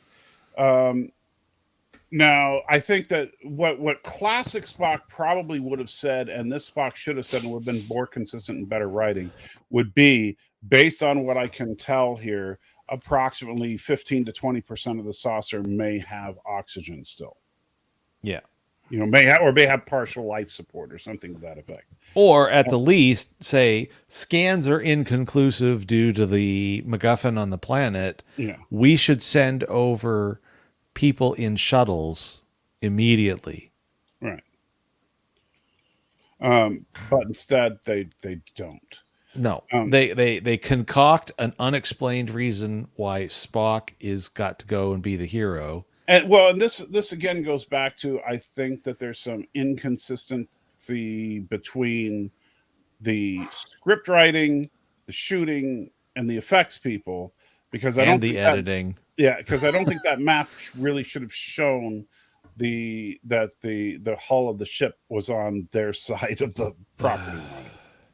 Property line. Yeah, the property line. Well, that's what it is. I hope they're getting taxes from the Gorn. Yeah. So they're going down to the planet, and you can see everything is kind of, it looks like Discovery was filmed there recently because there's dumpster fires. Get it? Yes.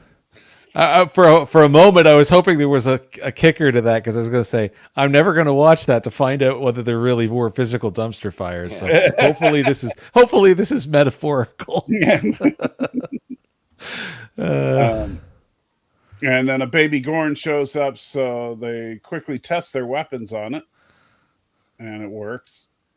Making them official baby killers. But at the same time, while on the one hand you could argue that they just killed a baby, on the other hand, last season a baby tried to kill all of them. So yeah, Well, but what defines baby in this case? And last season that Gorn was only a day old. Yeah, but that's projection of how it is that we consider age, because they established last season that there's like some kind of genetic memory type functionality with them as well. But these Gorn were just as young. That's my point. They were the same age as the Gorn that was trying to kill them. Yeah, I would lean into what Penny is saying, is that I would consider them more like teenagers at this point than infants or something. Well, but they were just hatched. And maybe, there you go. The daycare center. They enacted the Janeway protocol. Now this is the most pointless scene of the episode. I don't understand this scene's existence at all.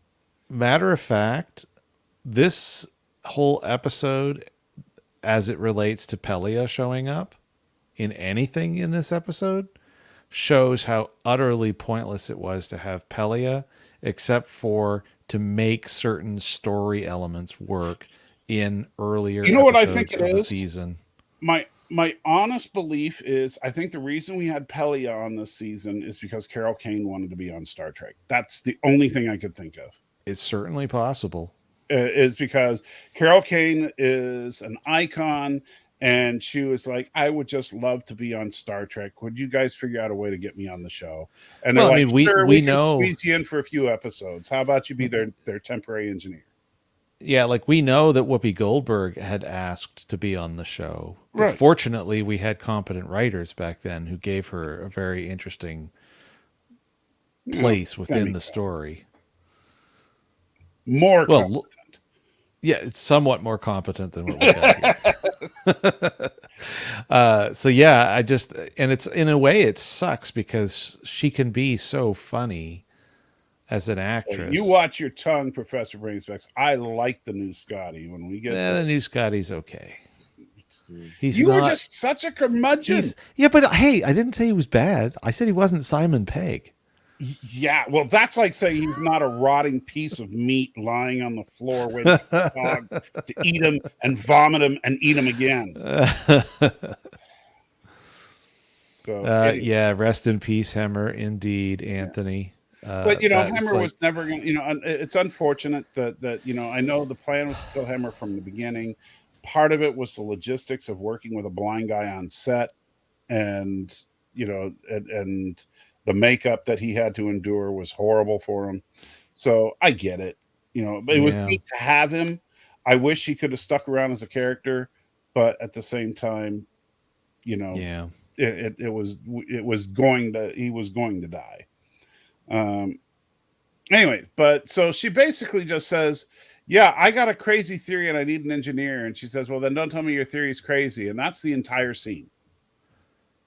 Yeah, basically. And it's like, what? What's the theory? I still don't know what her theory is. Do you know what her theory was? No, I'm going right there. I have no idea what she was trying to approach Pelia about. I'm going there right now to see what was in the actual word. Yeah, because that scene made no sense to me. And I like this episode, but that scene, it just hurts my brain. I can't figure it out. Yeah. Commander Pralia grunts, I could use your help. Yeah, well, I'm listening, but I still need to finish recalibrating the deflector shield power conduits, why would you need to do that this late in the game? Right, I guess we need those. I've been trying to get to the bottom of how the Gorn are managing to block communications. What did you discover? Where did the text go? I have this crazy theory. Unplugs the thing. Oh, well, it's not that crazy. I just thought you might be. Yes, well, don't sugarcoat it. I love a crazy theory. And Dora wishes. Next scene. Yeah. No answer. I was like, huh? Mm-hmm. What was the crazy theory? Yeah. I don't know what the crazy theory. I think something was cut out of this episode where the crazy theory was. I want to know how much footage is on the cutting room floor, so to speak. I really do at this point. It makes no sense to me. And Star Trek saying that new Scotty is a 29-year-old playing a 40-year-old, and new Kirk is a 41-year-old playing a 26-year-old. Well, that's called acting. No. Vampire Kirk is only like 31. Paul Wesley? Yeah. Yeah, I don't know. Yeah, he's not that old. I don't know how old they are, but you know what? I personally, it's more about the writing and the acting than it is about the age of the actor. Yeah, unless the age factor is visually very jarring, I don't usually worry too much about that. And I will say this: I don't think that Scotty was supposed to be 40 at this point, but I think they're kind of going with the idea because, especially if you look at, and I mentioned this before in Star Trek V. Scotty and Uhura were hinted at being a thing, which was weird, but that would put them in the same age group. And Uhura and this Scotty and Uhura would be in the same age group. This Scotty would be a little bit older than Uhura, and that would be about right. As far as Paul Wesley being a 26-year-old Kirk, I don't know that he looks 26. But again, what I care about is the writing and the acting. And I will say this, is that interestingly enough, even though Kirk has only been a guest star in a few episodes, I've really liked, he's 41. I've really liked the way they've developed his character as James T. Kirk. It's not an imitation of Shatner, but it's also not the horn dog Chris Pine Kirk. it is a character. It's a character that's based on the Shatner character, and I really do like that. I appreciate that they're taking a mature look at the Shatnerian character. And Is it bad that when I just Googled it, not that I didn't believe, but I just wanted to see the specific birth date. It's really close to mine as far as the day. I have to now remind myself that anyone born in the early 1980s is in their 40s. And I'm old. Yep. Oh, don't even get me started. I was born in the 60s, dude. So. Yeah, I know. Yeah, I got several friends that are about the same age as you, and they're like, "Yeah, you shut up there, Mr. 40 odd. I don't care." And they're like, "Talk to me when you're 50." And here's the problem, Star Trek. I know we nitpick, right? That's what we do. We're Trekkies. We nitpick. Yeah. You say, "Oh, Scotty was born in 2222. He's 9 years older than Kirk and TOS." Fine. Here's what I would challenge you to do. Show me the episode that shows that. Tell me, and I will shut up completely. You tell me the episode where it says that, and I will shut up. But you're not going to find that. Instead, you're going to find it in secondary material, books, or some timeline that somebody drew up or whatever. But the problem is that, that's not how the canonical information in Trek works. The way that they've established a canon in Trek works is that if it's not on screen, it's not canon. Yeah. And so just because Scotty's birthday was 2222 in some book or in some reference guide, that doesn't mean that's actually what it is. Oh no, it was referenced in Relics. Was it? Apparently. What does it say? Well, the reference just says go look at Relics. Well, that just because the references look. Yeah, but let me go. I'd have to. I haven't watched Relics in a while, so maybe it is. But if it is, I will totally eat crow on that. But at the same time, then again, you get back to it's also a different timeline. So yeah, we'll just throw the Toronto timeline at it. Literally anything. But that's why they just need to just stop saying that this is Prime. Just say it doesn't matter. I don't care if you call it Prime, if you call it Choice, if you call it Select. I don't care. AAA FDA certified. I really don't care what you name the timeline. Or USDA. It's not the same timeline. Yeah. That's all you got to do. Yeah. And yes, in the Deadly Years, Kirk did say he was 34 years old.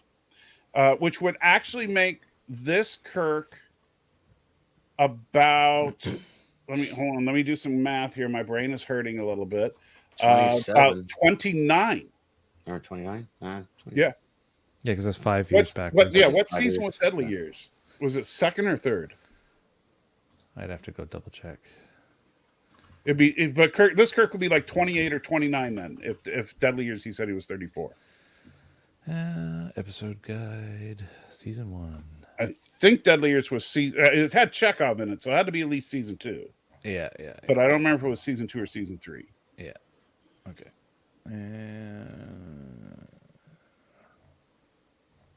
Journey Wolf Obsession. Deadly Years, season 2, episode 12. Season 2. So he's 28. Yeah. And so if he's 31 playing a 28-year-old, that ain't that far off. You can argue, well, he looks like Jim Carrey. I get that. I do. He's too skinny, he's too tall, or too gangly, or whatever.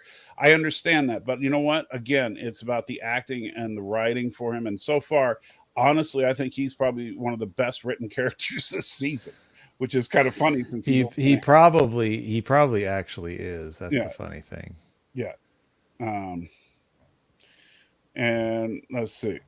And again, Star Trek, you're going with these birth dates. Those birth dates don't show up in episodes. Yeah, unless they're actually in an episode, extrapolation at and best. even then, they're on Strange New Worlds. Are they saying what their birth dates were? Are they saying what the actual date was? Or are they just saying, because keep in mind, star dates in the original series were just random numbers. Oh yeah, they made no sense. Everyone's got to keep, everyone really seriously has, because that I will back way off on a lot of the nitpicks, and I'll bring up what I like to bring up on a regular basis, which is if you're going to go hyper strict on continuity, you have to stop watching all Star Trek as of episode 3 of the original series. Yeah. You're done. Yeah. So you can't do that, but you could definitely spend a lot of time complaining about bad writing, which you notice I'm focusing very heavily on the fact that it's just bad writing in this, not complaining about Kurtzman or whatever, or however they feel about what they claim. I'm not accusing you of being certain. No, I'm not saying that. I'm just making it understood that I'm focusing on just the pure guts of this. Right. And Ariel, I have to disagree with you. TOS did have limited continuity. There were callbacks in TOS to other episodes of TOS. They were few and far in between, but they did happen. In fact, one of them is in one of the worst episodes, the final episode of the series, when Kirk was in Dr. Janice Lester's body. She tells Spock, I can't remember what the callback was exactly, but she's like, Spock, when you and I were doing X, you did Y, to kind of try and convince him. And it was a reference to another episode. They did do that kind of thing in the original series. They just didn't do it often. And Star Trek, if they stated how old Scotty was in Relics, that's not the same as, because, in reference to what? Well, they know the year. By that point, they had strongly established what year it was. So. They also, but also, let's be, by the way, you're going full robot. If you want to talk about TNG and continuity, TNG's all over the map with some stuff too. And it's, it just is. Yeah, I don't. Okay, so Danny's you say, so Crusher deflated. says a couple of bumps and bruises, you're fine for a man of 147. Okay, so you're extrapolating based on the year that TNG takes place in, that 147 years prior will be 2222. So and I don't know the answer to this, so somebody correct me if I'm wrong. Do they actually state what the date is in TNG? Other than Stardate? Do they use the Gregorian calendar date at any time in TNG? Yeah, I'm trying to get my hands on a copy of the subtitles for the I episode. don't know the answer to that. That's yeah. 'Cause I know you say it takes place in 2369. They don't say the year is 2369 now, Mr. Scott. So this is what you guys are making. I'm yawning now. I'm yawning. Oh, we're about at the 2 we're about at the 2 hour mark, and we're not even halfway through the episode because you guys want to argue over the dumbest shit. Hey, you know what? We got 27 people here who are enthralled by this argument. 28. Okay. It's up one. Yeah. See.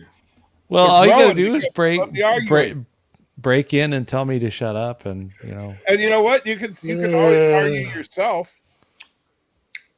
Yeah, sorry. How old was Kirk when he was promoted to admiral? I don't know that they said. The only time I remember them, the only time they hard said Kirk's age, I believe, was in Deadly Years when he said he was 34.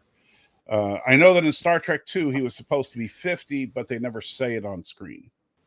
Yeah, what was his? What was the birthday? 50th birthday. That was his 50th birthday. They were celebrating. Yeah. Okay.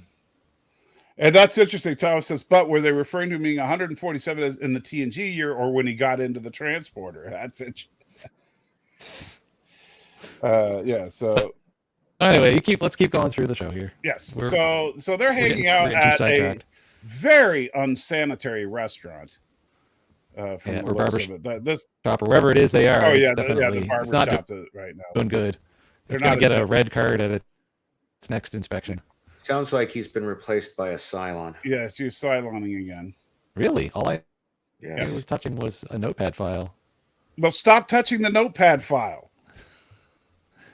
So they pick up human have I life signs. stopped? So they go to track it down, and they find a trap set by this guy. Lieutenant Montgomery Scott. Scotty A Bobati. actually Scottish Scotty, who has an that's actual actually Scottish accent. And so I actually do like this Scotty. He looks more like Scotty than Simon Pegg. He sounds more like Scotty than Simon Pegg. He is more Scotty than Simon Pegg. Yeah.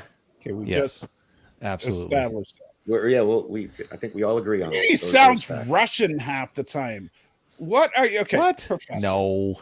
Okay. I didn't. He's legit. The guy is a legit a Scot. Yeah. So Professor. Let me say this, and you know, I know that sometimes when I criticize you, you think I'm making a personal attack. I'm not. I love you to death. I think you're a really smart guy. But yeah, this guy is literally Scottish, speaking with his native accent. He does not sound Russian. He sounds like a Scot. Yeah. You are just factually wrong on this. I'm sorry.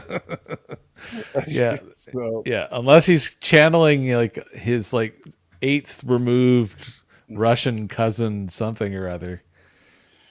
All right, now you're just trolling. that is a straight up troll move. Oh, I gotta say, I think you're trolling me now. All right, so they're all very impressed that he managed to trap him, and you know, and I don't know. I don't think he looks too young. He's got no, I don't either. I think he looks fine. I feel like this dude was very well cast. Yeah, you know. Yep. And so now they go to the unsanitary Denny's. That's so that Denny's. That Denny's needs some work. Somebody had some bad eggs. Yeah, that's that's from the eggs, man. Those are some really bad eggs. Well, you know, it is Gorn, right? So I had to go with eggs. You know what, Professor? I don't get it. I don't know. I don't know. I genuinely at a loss. Is there? Okay, let me ask the chat. There's 28 people here right now. Is there anybody else that thinks that this version of Scotty at any time sounded Russian? And no, Thomas, that's not a Waffle House because it wouldn't be blood. I'm going to say Waffle House, it'd be something else. I'm going to say negatory Kimosabi. Oh man, I thought he sounded spot on. Thought he was good. There we go. Yosef piped up. Yeah. I'm working with Scots. They sound exactly like this Scotty. Yeah. Thomas thinks he sounded Scottish. They thought he looked like he did not sound Russian. He sounded Scott, says Anthony. Ensign Ricky says no. And by the way, welcome, Ensign Ricky. I haven't talked to you in a while. Yeah, Ensign Ricky says Scott as could be. Yeah. Put a poll in the chat. I'm not going to put a poll in the chat. We're already way behind. It's not like he's mixed his vodka and his 12-year-old. Oh, Gorilla, now shut up. You're just trolling. We'd have to see him drink to see if he's Scottish. Oh, yeah. That's coming, I think, in the next season. If he comes back, he's going to be drinking. Yes, Chief Cook, he said he was a lieutenant, and then he said that's a lot of lieutenants because everybody else was. No, he said lieutenant. He said it right. Or whatever. Oh, did he say it rightly wrong? Did he? No, he said lieutenant every time. So because he's from the UK, so he's got to say lieutenant. Yeah. For whatever reason, why people in the UK can't pronounce things correctly, I don't know. It's not lieutenant. Because what if you're on the right? Well, it's probably more because they don't want to say it with the French intonation in it because of the whole French English thing. Yeah, and Star Trek, he did point out that he was a junior grade. So he was the lowest ranking person in the room. Oh, now 47 is actually throwing down with the trolling. Look at this. What did he say? I didn't see it. Where'd it go? There it goes. Well, no, because the Captain of the Red October was Scottish, so No, I know, but it's And still a Russian. bit of a troll. So he's using that as the excuse as to why he sounded Russian. that's why Professor Brady's got Most things in here don't watch out react for to Red Red October. bullets. Got it now. Yeah. There we Ryan. I am Russian. All right, so I got an idea. We're gonna have a character who's Spanish out of Egypt, and it's a movie where he's the sidekick to a Scotsman, and we'll Played by a French Sean guy. Connery. A Scotsman played by a French guy. There can be only one. All right, so he explains how the corona ejection from the sun seems to have triggered the Gorn. Now, this is another thing that I got to go off on Popcast a bit, because Brian was going on a massive tirade about this, that how could the Gorn be an intelligent, spacefaring, sentient species that goes Batwoman crazy just because of a coronal mass ejection, and all of a sudden they get this fever and they have to go on a meat hunt and all that. Oh, I'm all in on that rant. Oh, I'm not. I will go to the mat with you right now. 2 words, buddy. Pawn far. All right. So if and he's like, well, how could they behave like freaking insects and do this? How about Vulcans behaving like salmon? Yeah, but Vulcans do that on a stopwatch. It's every 7 years. These guys, it's not like these massive coronal ejections happen every day. Yeah, but the sunspots. It's a trigger for them. No, it's not sunspots. It's a massive coronal ejection. They just kind of simplified it to sunspots. Well, so I thought it was extremely dumb, and with all the other dumb then you in must the think episode, Amok Time is the dumbest episode of Trek. No, not at all. It's the same thing. Vulcans go completely insane for on a stopwatch. stopwatch. By the way, that can happen to any Vulcan male at any time. But it's on a stopwatch. It happens every X number of years. You don't know when the first one's going to happen. Well, that's okay. No, it's not. Not if you're serving on a starship. The Intrepid is a starship with 400 Vulcans on there. Chances are there's at least 30 or 40 of them that have not had their first Pon farr yet, which means that at any given moment, one of those guys could suddenly start running down the corridors with a Lurpa trying to kill people. Oh, well. It wasn't triggered by stellar activity that is way off. Yeah, it's just triggered by morning wood.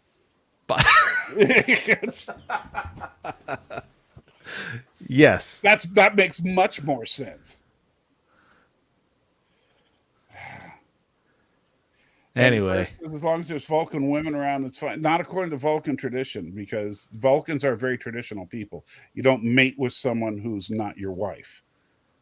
So, except for Tuvok apparently was okay with the holodeck version. But we don't need to get into that. Vulcan porn on the holodeck. That's a real thing on Voyager. So, meanwhile, back on the Enterprise, oh, look, there's that stupid map again. Yep. And interestingly, nothing's moved. Well, I mean, it's not like it's been a long time. No, but it eats holes in the whole idea of, oh, well, the dish will just deorbit and look natural. Not from that orbit, it won't. Well, it will if they, put rockets on it and shoot it at the point. Shut up. I'm going to just start snorting. Yeah. I'll be okay. So, they're having a meeting about what to do, and they figure out that, what they need to do is throw a rock at the big Gorn Tower of Doom in order to shut it down so they can scan and communicate and beam. Meanwhile, the unsanitary Denny's, everybody's been snoozing and sleeping in their unsanitary booths, which I've had nightmares like this. literally woken up with nightmares like this, where you're like at a Denny's, you had a Grand Slam breakfast, you're covered in blood, sleeping. I mean, that's just yeah. It's like a bad episode of Dexter.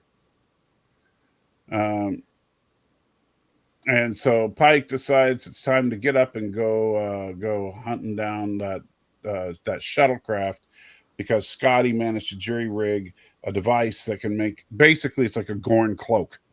It'll create a Gorn transponder on your ship so that the Gorn can't tell that you're not a Gorn ship. And yeah, Ensign Ricky, the fact that Chapel survived, we talked about that briefly earlier. She just has plot armor. I mean, the plot armor works. And so Patel says, well, I'm coming with you. And she still hasn't mentioned the fact that maybe she might be dying. And Chekhov says that, I'll come to the nuclear vessel too, or nuclear vessel. And, I did like his whole, if you're talking about secret crap, don't do it by my bed. Yeah.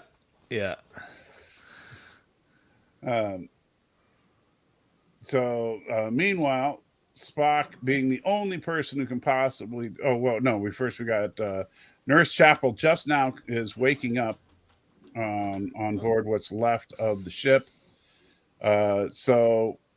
We don't know where she is, but it looks like wherever it is, it's you were saying it looks like it's a crew quarters. Yeah, it does. There's a shot when she moves across the room towards the window. You see the bunk bed. It looks like those bunks in the wall thing, right there. Okay, yeah, like Uhura had in season one. Yeah.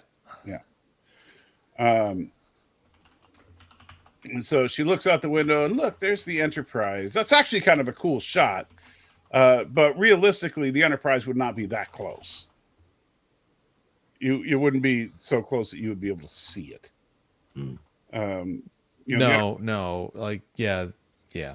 The Enterprise would be hundreds of kilometers away. So she tries shining her flashlight at the Enterprise, but for some reason her flashlight's broken because, Well, and how can the battery in a flashlight stop working, but yet you can make power cells that run phasers? Yeah. And to clarify, Chekhov did not have a Russian accent to us, and Kelvin was also not really Russian. No, we know. It's funny because Anton Yeltsin is Russian, or was Russian, and he didn't like the fact that he had to do a bad Russian accent. Absolutely, like a super put on. Yeah. But it was the only way to make the character authentic to the character. And it's like one of the things that they did was the joke about him putting in the code and he can't pronounce V for Victor, and he's a Victor too, but that's not a Russian thing.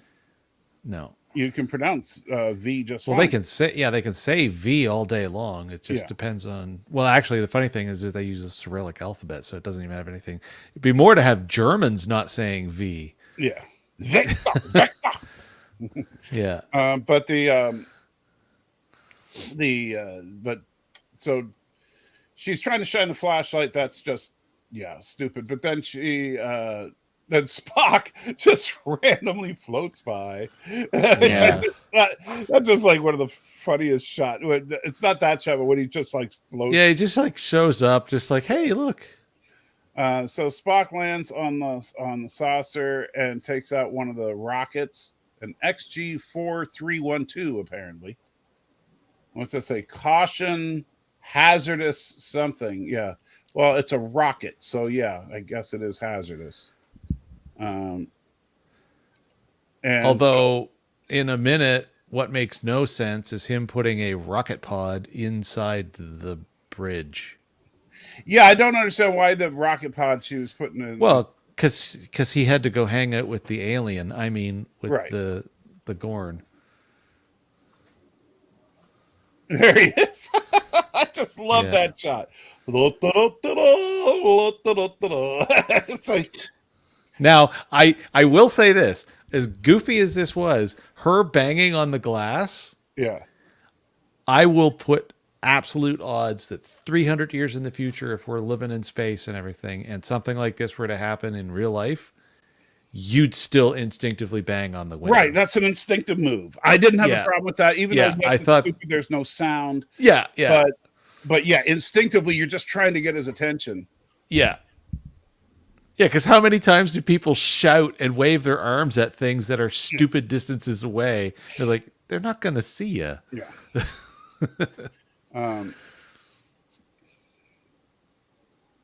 Now, if she had thought about it and she managed to get her flashlight to shine in Spock's face, that would have worked.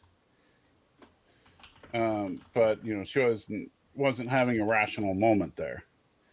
So then she decides, well, better go put on the spacesuit, I guess, that happens to be right there.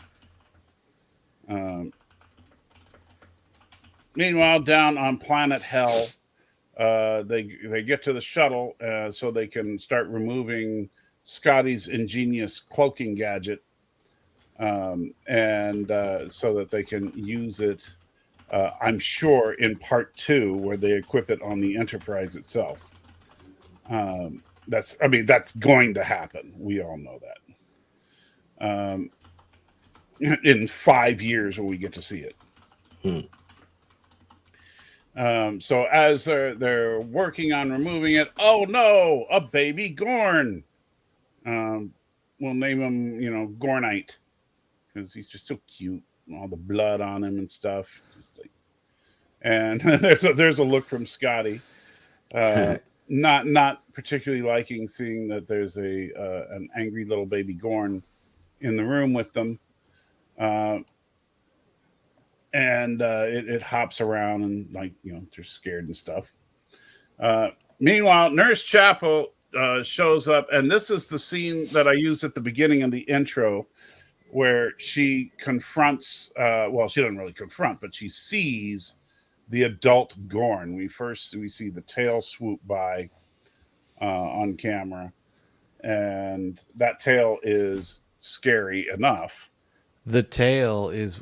You know what's funny? I would have rathered them have just a far more lizardy tail, because that tail is way too alien xenomorph. It's like, I don't know, it's like Godzilla. Yeah, it's just, I don't know. It's too much. I think and then we finally, here's our first shot of a adult Gorn, and the Gorn, it looks like he's trying to hack the computer. Because he keeps entering in access codes, and B, he is using tech. He's wearing a Gorn spacesuit. So the spikiness on the tail could be part of the spacesuit, for all we know. Yeah, it's not super clear just how much spacesuit. I think Darren had a funny question early on where he asked if the suit actually had the tail in the suit or out of the suit. Right, and I think it would logically, and I know shouldn't use that term too often, especially in this show. Well, not just with this show, but with modern writers in general. Yeah. But logically, the Gorn don't like the cold, and even though space technically isn't cold, that's usually how Hollywood portrays space. And they have in Star Trek, where people freeze if they are exposed to the vacuum of space. So if space is supposed to be super duper cold and the Gorn can't take the cold, then they'd have to be wearing a heated suit. Yeah, no kidding. If they're talking about nitrogen grenades being able to take them out, then yeah, they would have to have a full suit. That Hollywood version of space is way colder than nitrogen. Yeah. And just as a jump back note, because I've been slowly picking to get this, because I was pretty sure I was remembering correctly, that this is why the whole CME thing set me off. Yes.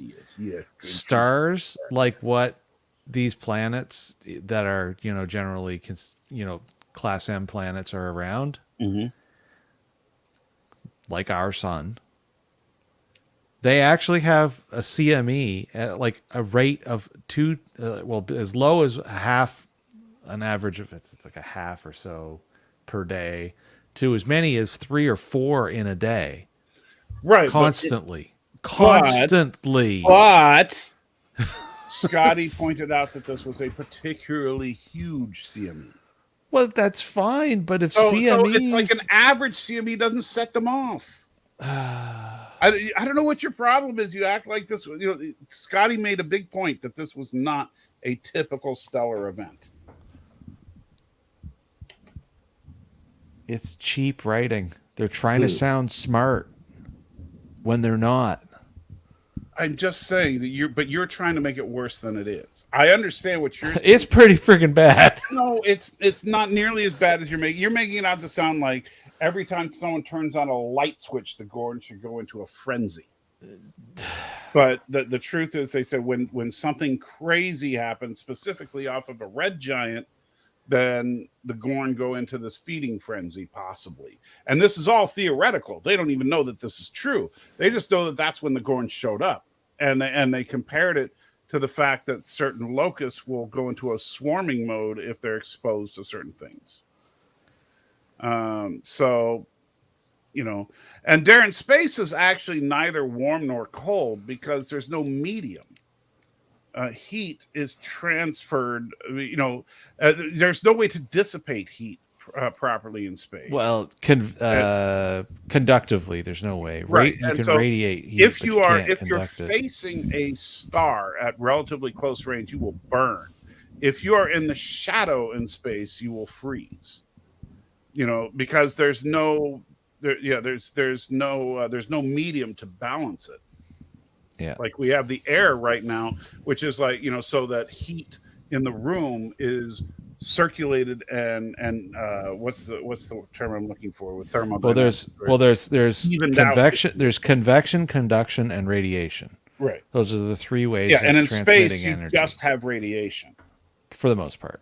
And it's insanely unlikely to get and so much if in the way if you're in the of anything direct else. radiation of a sun, you will bake. And if you're in no radiation, so you're in shadow, you will freeze. Yeah. But most of the time when they show people freezing, they're facing a sun. So it's like, you know, that's yeah, and on a side note, unlike being in the dark, which will take you a while to actually freeze, when you're in the sun, you don't get the same benefit. Right. You get hot fast. And the flip side of that is also that yes, I know Jason is such a bad man today. He really is. But the now I forgot what I was going to say because she's all trying to get in the way. Yes, Jason is horrible. Yes, he is. But yeah, so they like to show people. Oh yeah, what I was to say is what would really get you, and you know this part, Darren, is that what would really get you is more likely the simple effect of the zero pressure on your on your bodily fluids would affect you more severely and more immediately than the temperature, or lack thereof. The temperature would make you extremely uncomfortable, but what would kill you would be the zero pressure, which would definitely not be a pleasant thing. But Hollywood likes to just say, "Oh yeah, space is cold. Everybody freezes." Like they make think of what's her name, Vedic from Picard, where she froze solid and shattered against the front of her ship. Yeah. There's a line in a show that goes right along with this comment here, and I forget what it was, what show it was, but it was we'll freeze, was it? You will freeze to death in X amount of time, and then one character says, "Oh, well, that's really pleasant." And then the follow on was, "But we'll run out of air long before that." Yeah. Something like that. Yeah, you'll already be dead. Good night from the past. You have a good night, man. We'll stay in the past for now. Assalamu alaikum. But as far as the overall design of the Gorn, I thought it was cool. Now she does see, I thought she was going to come up with some clever way to kill the Gorn because we saw that little area that looked like it was frozen. But I guess that was just for whatever. So then we get that weird, this right here. Yeah, the Yeah. the Jeffries tube. Yeah, so I thought like she was going to figure out some way to kill the Gorn, but Frosty tube. So then we get the whole thing where Captain Patel stops Baby Gorn dead in its tracks, and then she tries to play it off like, "Well, that was lucky." What do you know? And you know, the interesting thing is, and I'll try to give him some credit, even though it was way too telegraphed, is remember they did drop a hint about this earlier in the film when they were talking to Spock and saying, haven't you ever seen a zombie movie? This is the instance of the zombie movie. She's been bitten, she knows she's been bitten, but she's trying to hide it. Yeah. So this is your zombie trope, calling back to that conversation with Spock. And so I'll give him some credit for that, but at the same time, I don't buy that she would lie to Pike like that, because she got on Pike about lying to her. Yeah, and it's a pretty weak form of trying to pay off the zombie trope pretend thing. Meanwhile, Scotty's still ripping apart his thing, and Spock is now. Here's where Spock is putting the rocket inside the bridge. Now, the only thing that kind of would, I guess, makes sense to this is maybe the rockets they're not really rockets, they just kind of call them rockets, but there's just some little retro there's some kind of thrusters gravity inducers that, you know. Oh no, they said they were some kind of a thruster, like a right RCS, like little portable RCS thrusters. Meanwhile, on the not broken ship, they're watching things carefully as Spock is doing his thing. And now the Gorn makes the exact same entrance on Spock that he made on Uhura, because that's what Gorn like to do. They like to drop their tail from the ceiling. And, you know, I know that this is definitely borrowed from the Alien franchise as far as the tail coming down first. Yeah, and that's... You got to do that. I mean, there's but no do you? There's you kind of do. What else? There's other ways. Have a guy in a rubber suit stand there and break a branch off a tree? No, there's just other ways that you could present the Gorn that aren't this. I don't have a good answer for that, but I just know that I don't like. You know what? If you don't, I don't actually like. If we get down to the basics of it, I don't really like any of the Gorns. Part of it is caused by. I like the idea of Gorn. I just don't like the fact that no one ever really put the energy into deciding what the Gorn was really going to be. I think they've done a better job on Strange New Worlds than they did with the Gorn. I'm not talking about like I like. Yeah. No, I will absolutely. The Gorn I'm talking about. I will give you that they have tried harder here in this series than anything else before, especially the CGI Gorn we got in Enterprise. That was horrible. And then so Spock is like, uh-oh. And so he's trying to reach for his phaser, but the Gorn knocks the phaser out of his hand. And I do, you know, and I'm wondering, and I'm pretty sure this Gorn, like the baby Gorn, is a puppet, not CG. Yeah, it's a guy in a suit. It's a guy in a suit. I watched and a puppet head. Yeah. Oh, you watched the after show? The Ready Room. Yeah.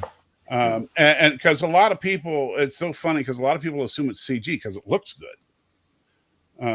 But honestly, you know, I saw when I saw the Gorn babies and I found out they were puppets, I was blown away.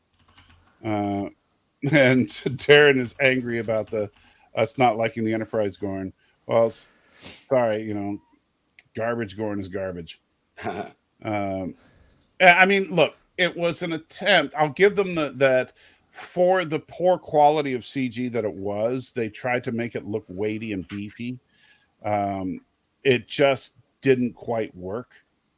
And honestly, look, I know in the original series they couldn't come up with anything better than a rubber suit wearing a Fred Flintstone outfit. 'Cause 60s. Yeah, but in Enterprise, they could have done better than the Fred Flintstone outfit, but they repeated the Fred Flintstone outfit, even though they put it in they changed the look of the Gorn completely. Why did they still have it in a Fred Flintstone outfit? update the freaking costume. If you're gonna change, if you're not gonna change the costume, just leave the rubber suit. You know. And let's see. Star Trek always had bad science writing unless we're to believe they can punch a hole through event horizons, ignite radiation like fuel, use sonic weapons in space, and turn into warp lizards. Well, yeah, I know. That's why I get mad at people for criticizing the science too much. I really do, because it is, using neutrinos as space sanitizer. Well, let's not forget that tachyons can pretty much do anything. And inverse tachyons, hey, you can go to other dimensions with inverse tachyons. And so Spock is getting choked out by the Gorn, and Nurse Chapel is trying to grab the phaser that's floating around. And so she gets, and I kind of like this fact that, okay, so she gets a shot off, but it doesn't kill the Gorn. It's Spock that actually does the deed. Yeah. So they and stabs the Gorn in the freaking head, and then we get to see exactly what explosive decompression looks like. I actually appreciated the way that he killed the Gorn, because it was one of those. On the one hand, it was one of those. This is what you get for having too much glass on the front of your space suit. Mm-hmm. But at the same time, it was unfortunately for me another spike in we're writing the Gorn to be somewhat kind of dumb. Well, Gorn wasn't expecting that. I mean, that's all. I mean, Spock got lucky. And the Gorn do look way more vicious and dangerous. They kind of remind me of what Species A472 was in the beginning, mysterious CG creatures. I still think the Tholians would have been better. I like this iteration of the Gorn a lot. But we'll see. I'm hoping this show is like the only reason I ever would want the writer's strike to end. Right now is because I want to see part 2 of this episode. And yeah, looking at it here, that tail does look like it's in a spacesuit. Yeah, because it's super bulky looking. Yeah. Mm-hmm. So I think this Gorn is completely coated in a spacesuit. I don't think that's what his actual tail looks like. Yeah. And I like the fact that the Gorn is kind of, even though his brains are literally spraying out into space, he's kind of wriggling around, and then he just kind of stops. Yeah. I thought that was well done, very well animated. Well, chickens will run around a yard if you cut their head off. Oh yeah, I've done it many a time when I was a kid. That's when it was time for chicken dinner, it meant I had to go cut the head off a chicken. Oh my god. So then, meanwhile, on the shuttle of doom, he finally gets her to admit that she's been infected by the Gorn. Yeah, she shows her cool tattoo she's got. Yeah, Spock and Nurse Chapel escape and hold hands as they watch the saucer crash into the planet together. And this, of course, is where Danny was crying. Not at all. Oh, you were too. Just not even a little. And then, and I do like that where, right here, there's the saucer hitting. I like that Scotty going, not to break this up, but you might want to grab something. And that's a great shot of the saucer. Bam, just hitting it. I like the fact that they didn't try to slow it down so you can see it better like they usually would with a Hollywood thing. They just went, bam. Yeah. And so yeah, they get comms back and they start beaming people up. But it's like this was a brutal little moment here, because you see everybody getting ready to beam up, but then the wrong color transporter. And you're like, uh-oh, that ain't right. Meanwhile, Scotty's got all his junk. Pike gives Nurse Chapel a big old hug. And Patel is like, oh, Scotty. And this is the first time we hear the word Scotty. Yeah. Was from Patel. Yeah. Yeah, it was from Pelia. No. Yeah, Pelly. Yeah. Jason, how do I make cracked chiseled stone? Wow, random question is random. Put it in a furnace. There you go. Oh, in Minecraft, I was like, "What is he talking?" Oh, okay. Yeah. Why are you telling you to put stone in a furnace? I was like, "Oh, yeah." Been a minute. Can I jump subjects or what? I'll give you credit there. So they're gonna try to hook this doodad into the Enterprise. Obviously, Pike gets up to the bridge. They trying to beam people up, but there's nobody on sensors, and Spock figures out that the Gorn just beamed them all up to their ship. And Pike's like, "Oh crap!" And then the Gorn starts swarming the Enterprise in this really cool shot, actually. Yeah. And Admiral April, there's a nasty shot of the arm there. It looks like it's getting worse. Yeah. Admiral April is commanding that they back off immediately, which tells me like there's probably something like the Gorn and the Federation are like right on the verge of a peace treaty or something, but the Gorn are like, we must have this planet for some reason,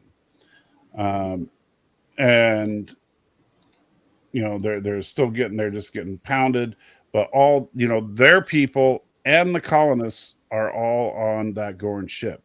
Yeah, the big sucker. Yeah. So then Pike's looking out, and we get the dreaded "to be continued" sometime. I almost added in a text under that sometime after the strike is over. Yeah. The end. So you hated it. I was very not happy with this episode for all of the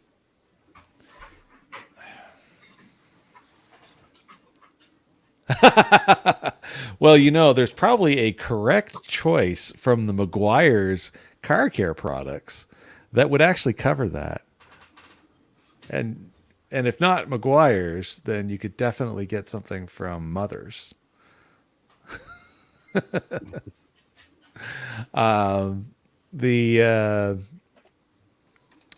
My issue really with this episode stems from the fact that we had so much lackluster, and then we get punted into oblivion. Yeah. And the fact of the matter is they knew what was coming down the pike before they even started airing this entire season. They knew that there was a strike on the horizon. Well, I don't know if they. I mean, this stuff when it comes to strikes, this stuff is known way in advance. It really is, especially when it's based on the fact that the contracts were coming to an end. Tinfoil hat now, buddy. No. So, yeah. What are you basing that on? On things I'd rather not talk about open on the stream. Yeah, okay. So, but at any rate, let's just say very often everybody knows. By the way, you want to see what horrible not on point Pike hair looks like? Here's Pike from Discovery Season 2.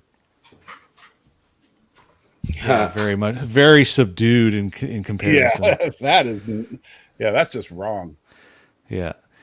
And yeah, honestly, I just saw the comment go by from Stan. They really should have just, for me at this point, they should have just gone full serial. And what is your problem with the serialization thing? Look, because it would have forced their hand to actually not have the dumb crap in there. What dumb crap are you specifically talking about? The musical episode, the Spock episode. Well, the musical episode had nothing. So you're saying that? No, I'm just saying that we've lost all this time and all this stuff, and then what we get at the end is a middling episode with weak plot points that tries to end almost in the same kind of, gravitas kind of way that Best of Both Worlds Part 1 comes to an end. And as far as like the dramatic closing in on, the commander of the ship. And, best case scenario, we weren't going to be seeing season 3 until sometime well into next year.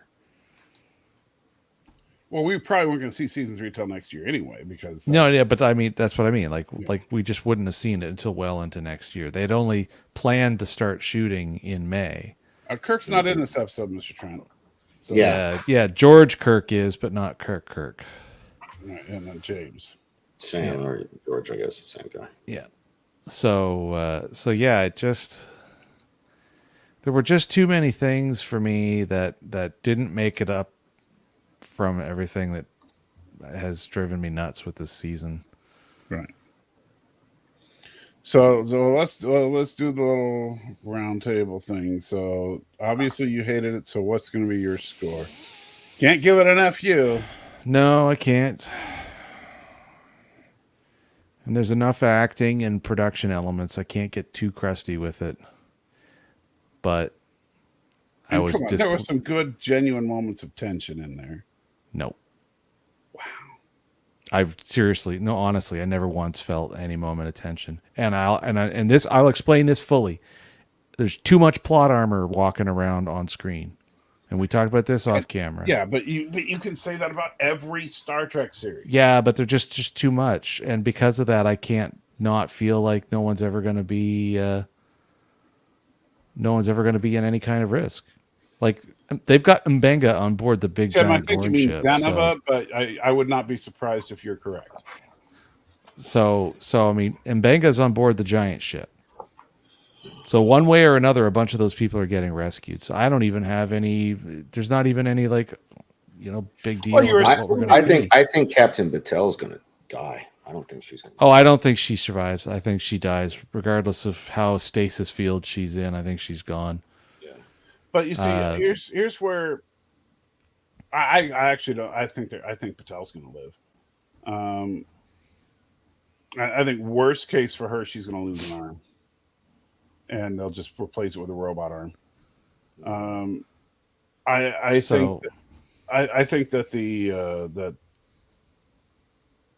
I don't know. Well, you go ahead. So what's your score? So for me, I don't know. I'm sitting somewhere between a 3 and a 4. Wow, that low, huh? Yeah. I don't like the episode. Like, I do not like it. Like, I'm not even at like paint dry. I don't like the episode. The writing is just not good for me. Yeah, the writing is not good for me. Right. So are you going to say 3 or 4? We'll give it a 3.5. I'll split it. 3.5. All right.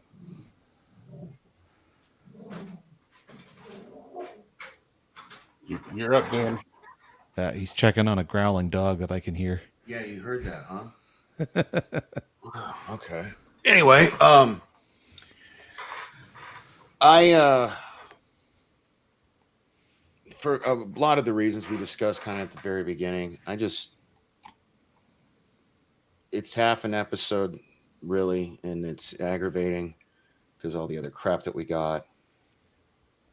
I can't. I'm giving it a 5, just right down the middle. Just I didn't hate it as much as Jason. I didn't like it like I wanted to, and then I was just mad with the ending. So you're just mad. Yeah, because like I had to watch the stupid.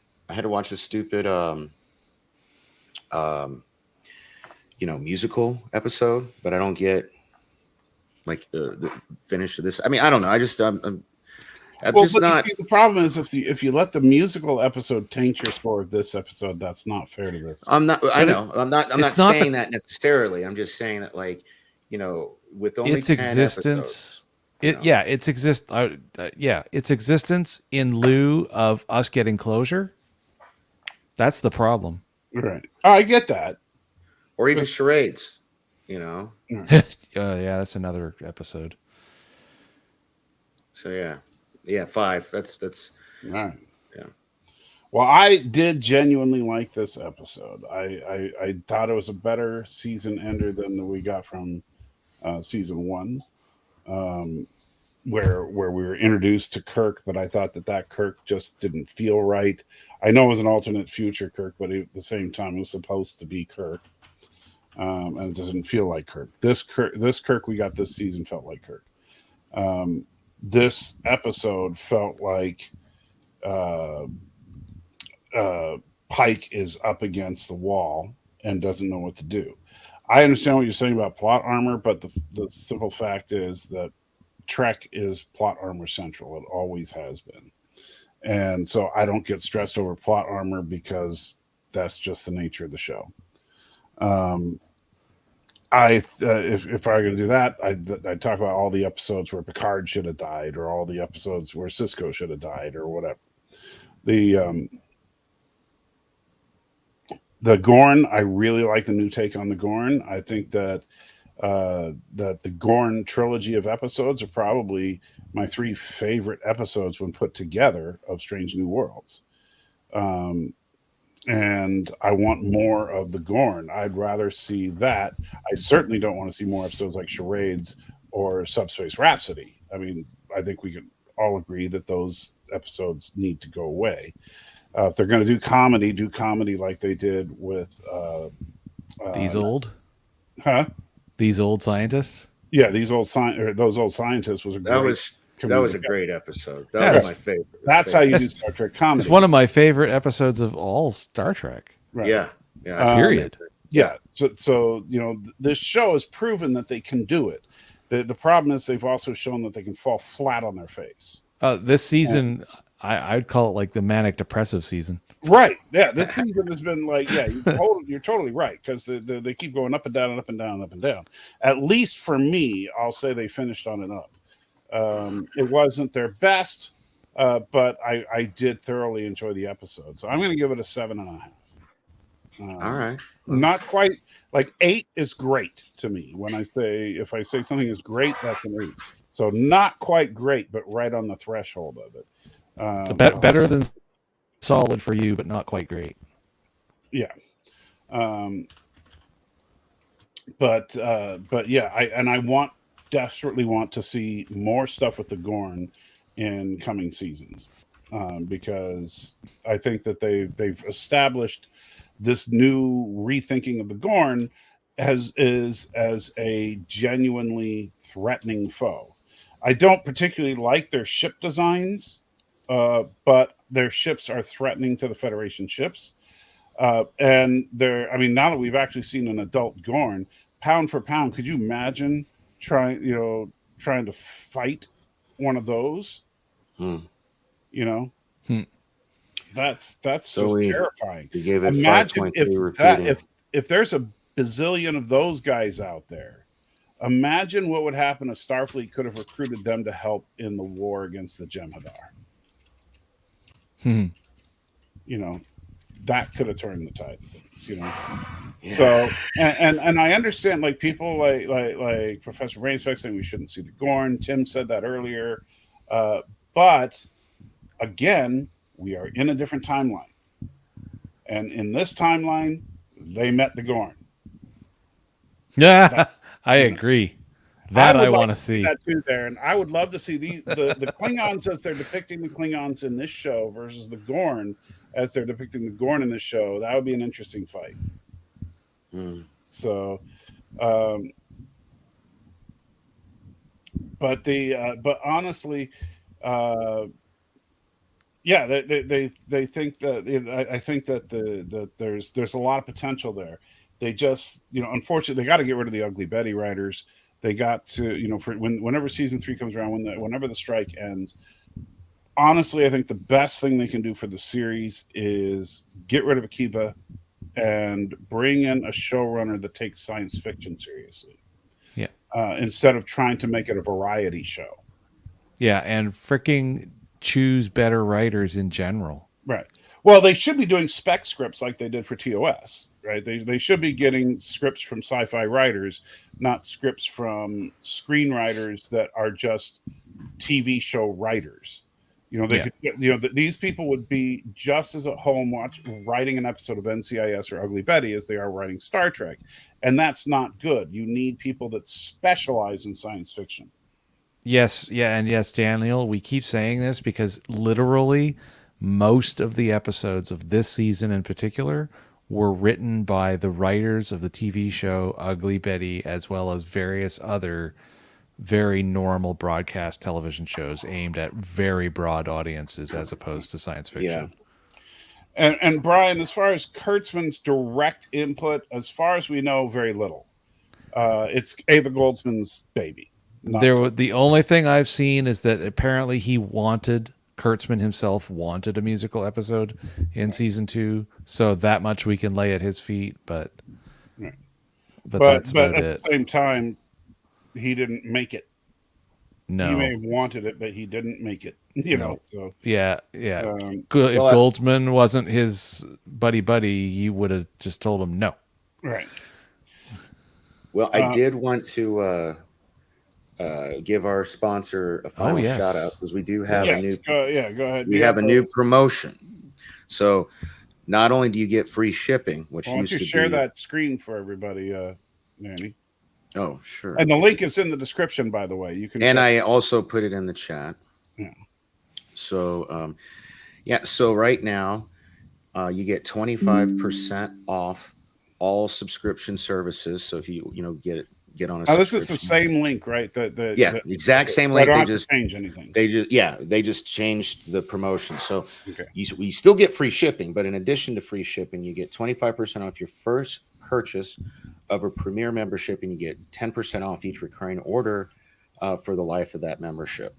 So that's a new. And I don't know if you noticed, they did lower the prices a little bit as well. So if you do the subscription, you can get it for.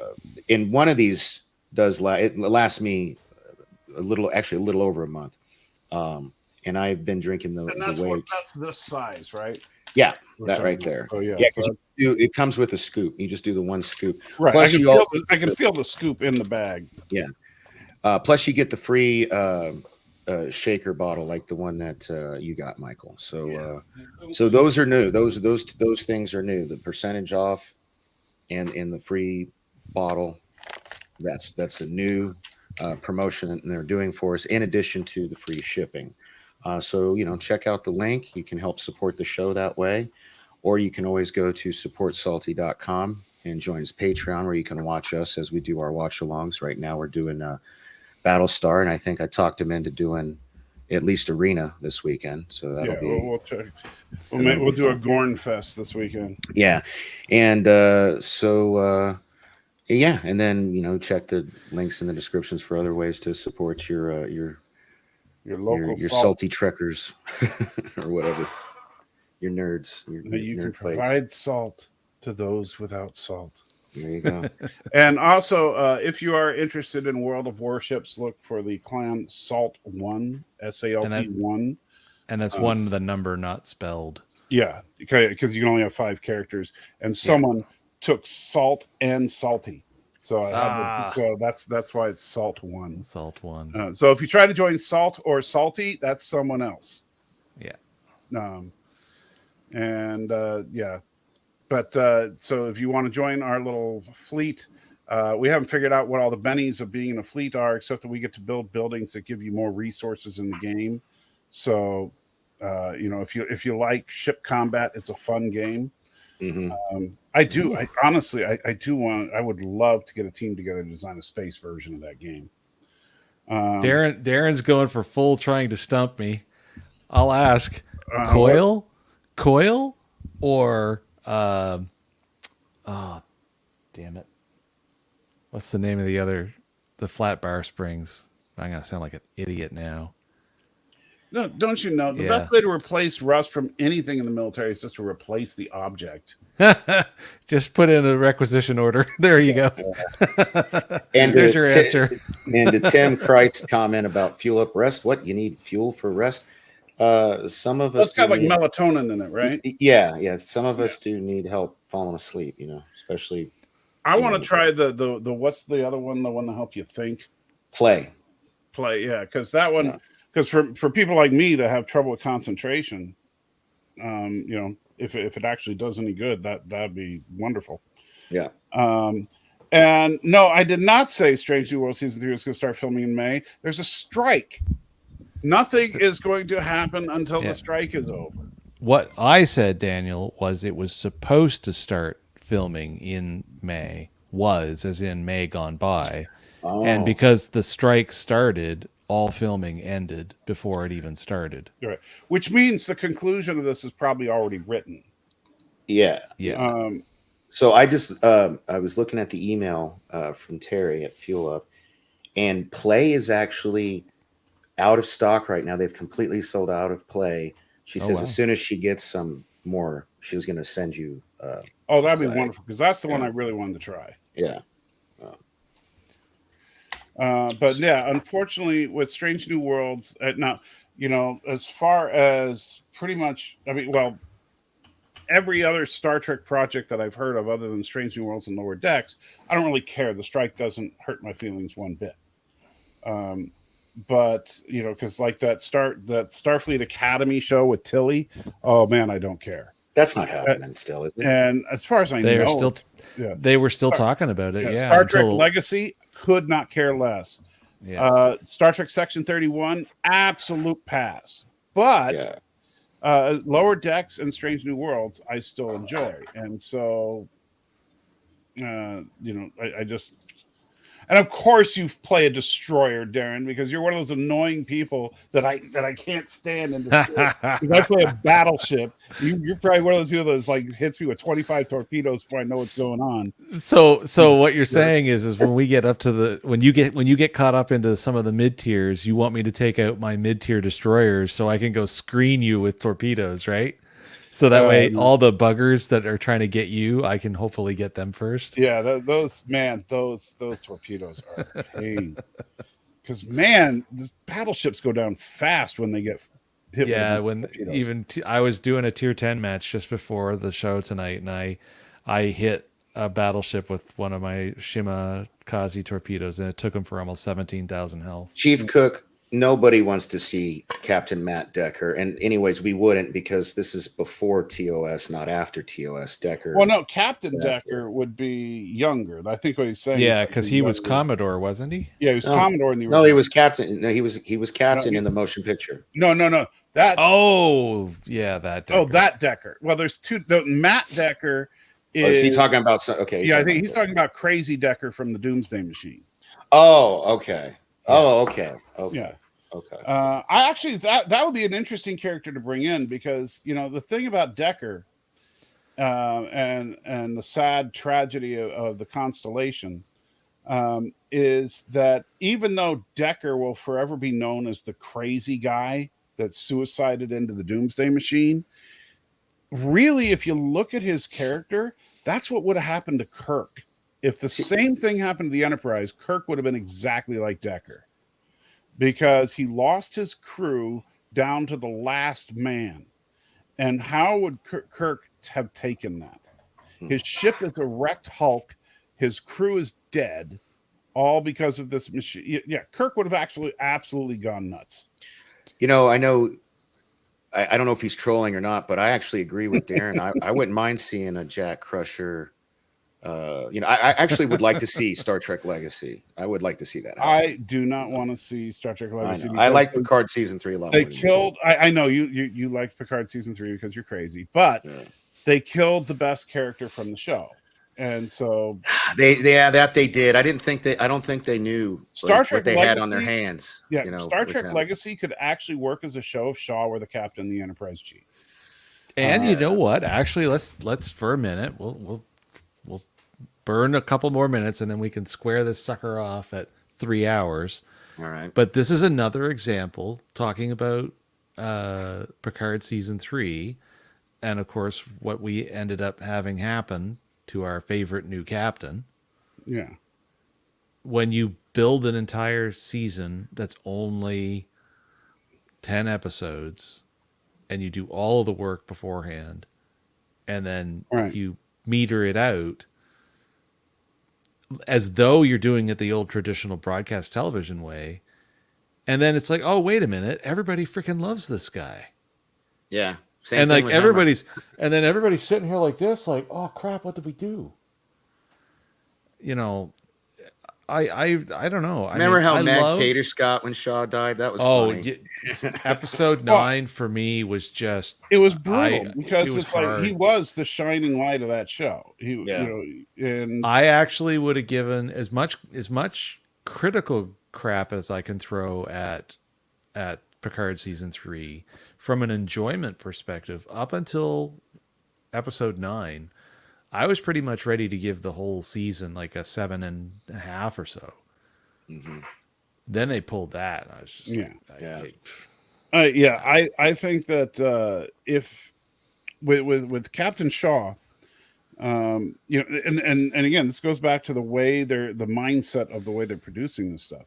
If they put out the first couple of episodes before they film the end of the season, like they do with normal network television, then they can adjust based They on can course correct Yeah. based off Yeah. of like fan favorites and whatnot. Yeah. Right. Yeah. So they can see, oh, we don't want to kill Shaw because everybody loves him. Now, nobody gives a crap about us killing Shelby. That'll be fine. Nobody gives a crap about us. You know, hey, we can kill Rafi. Nobody cares.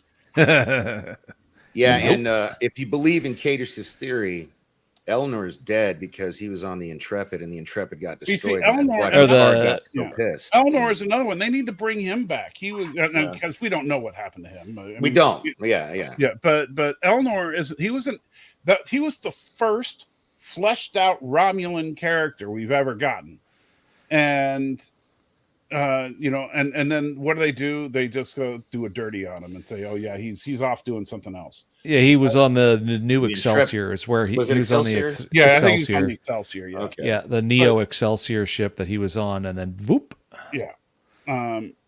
But in fact, and this is something that I thought about. What if instead of Raffi and Worf on their quest, it was Elnor and Worf?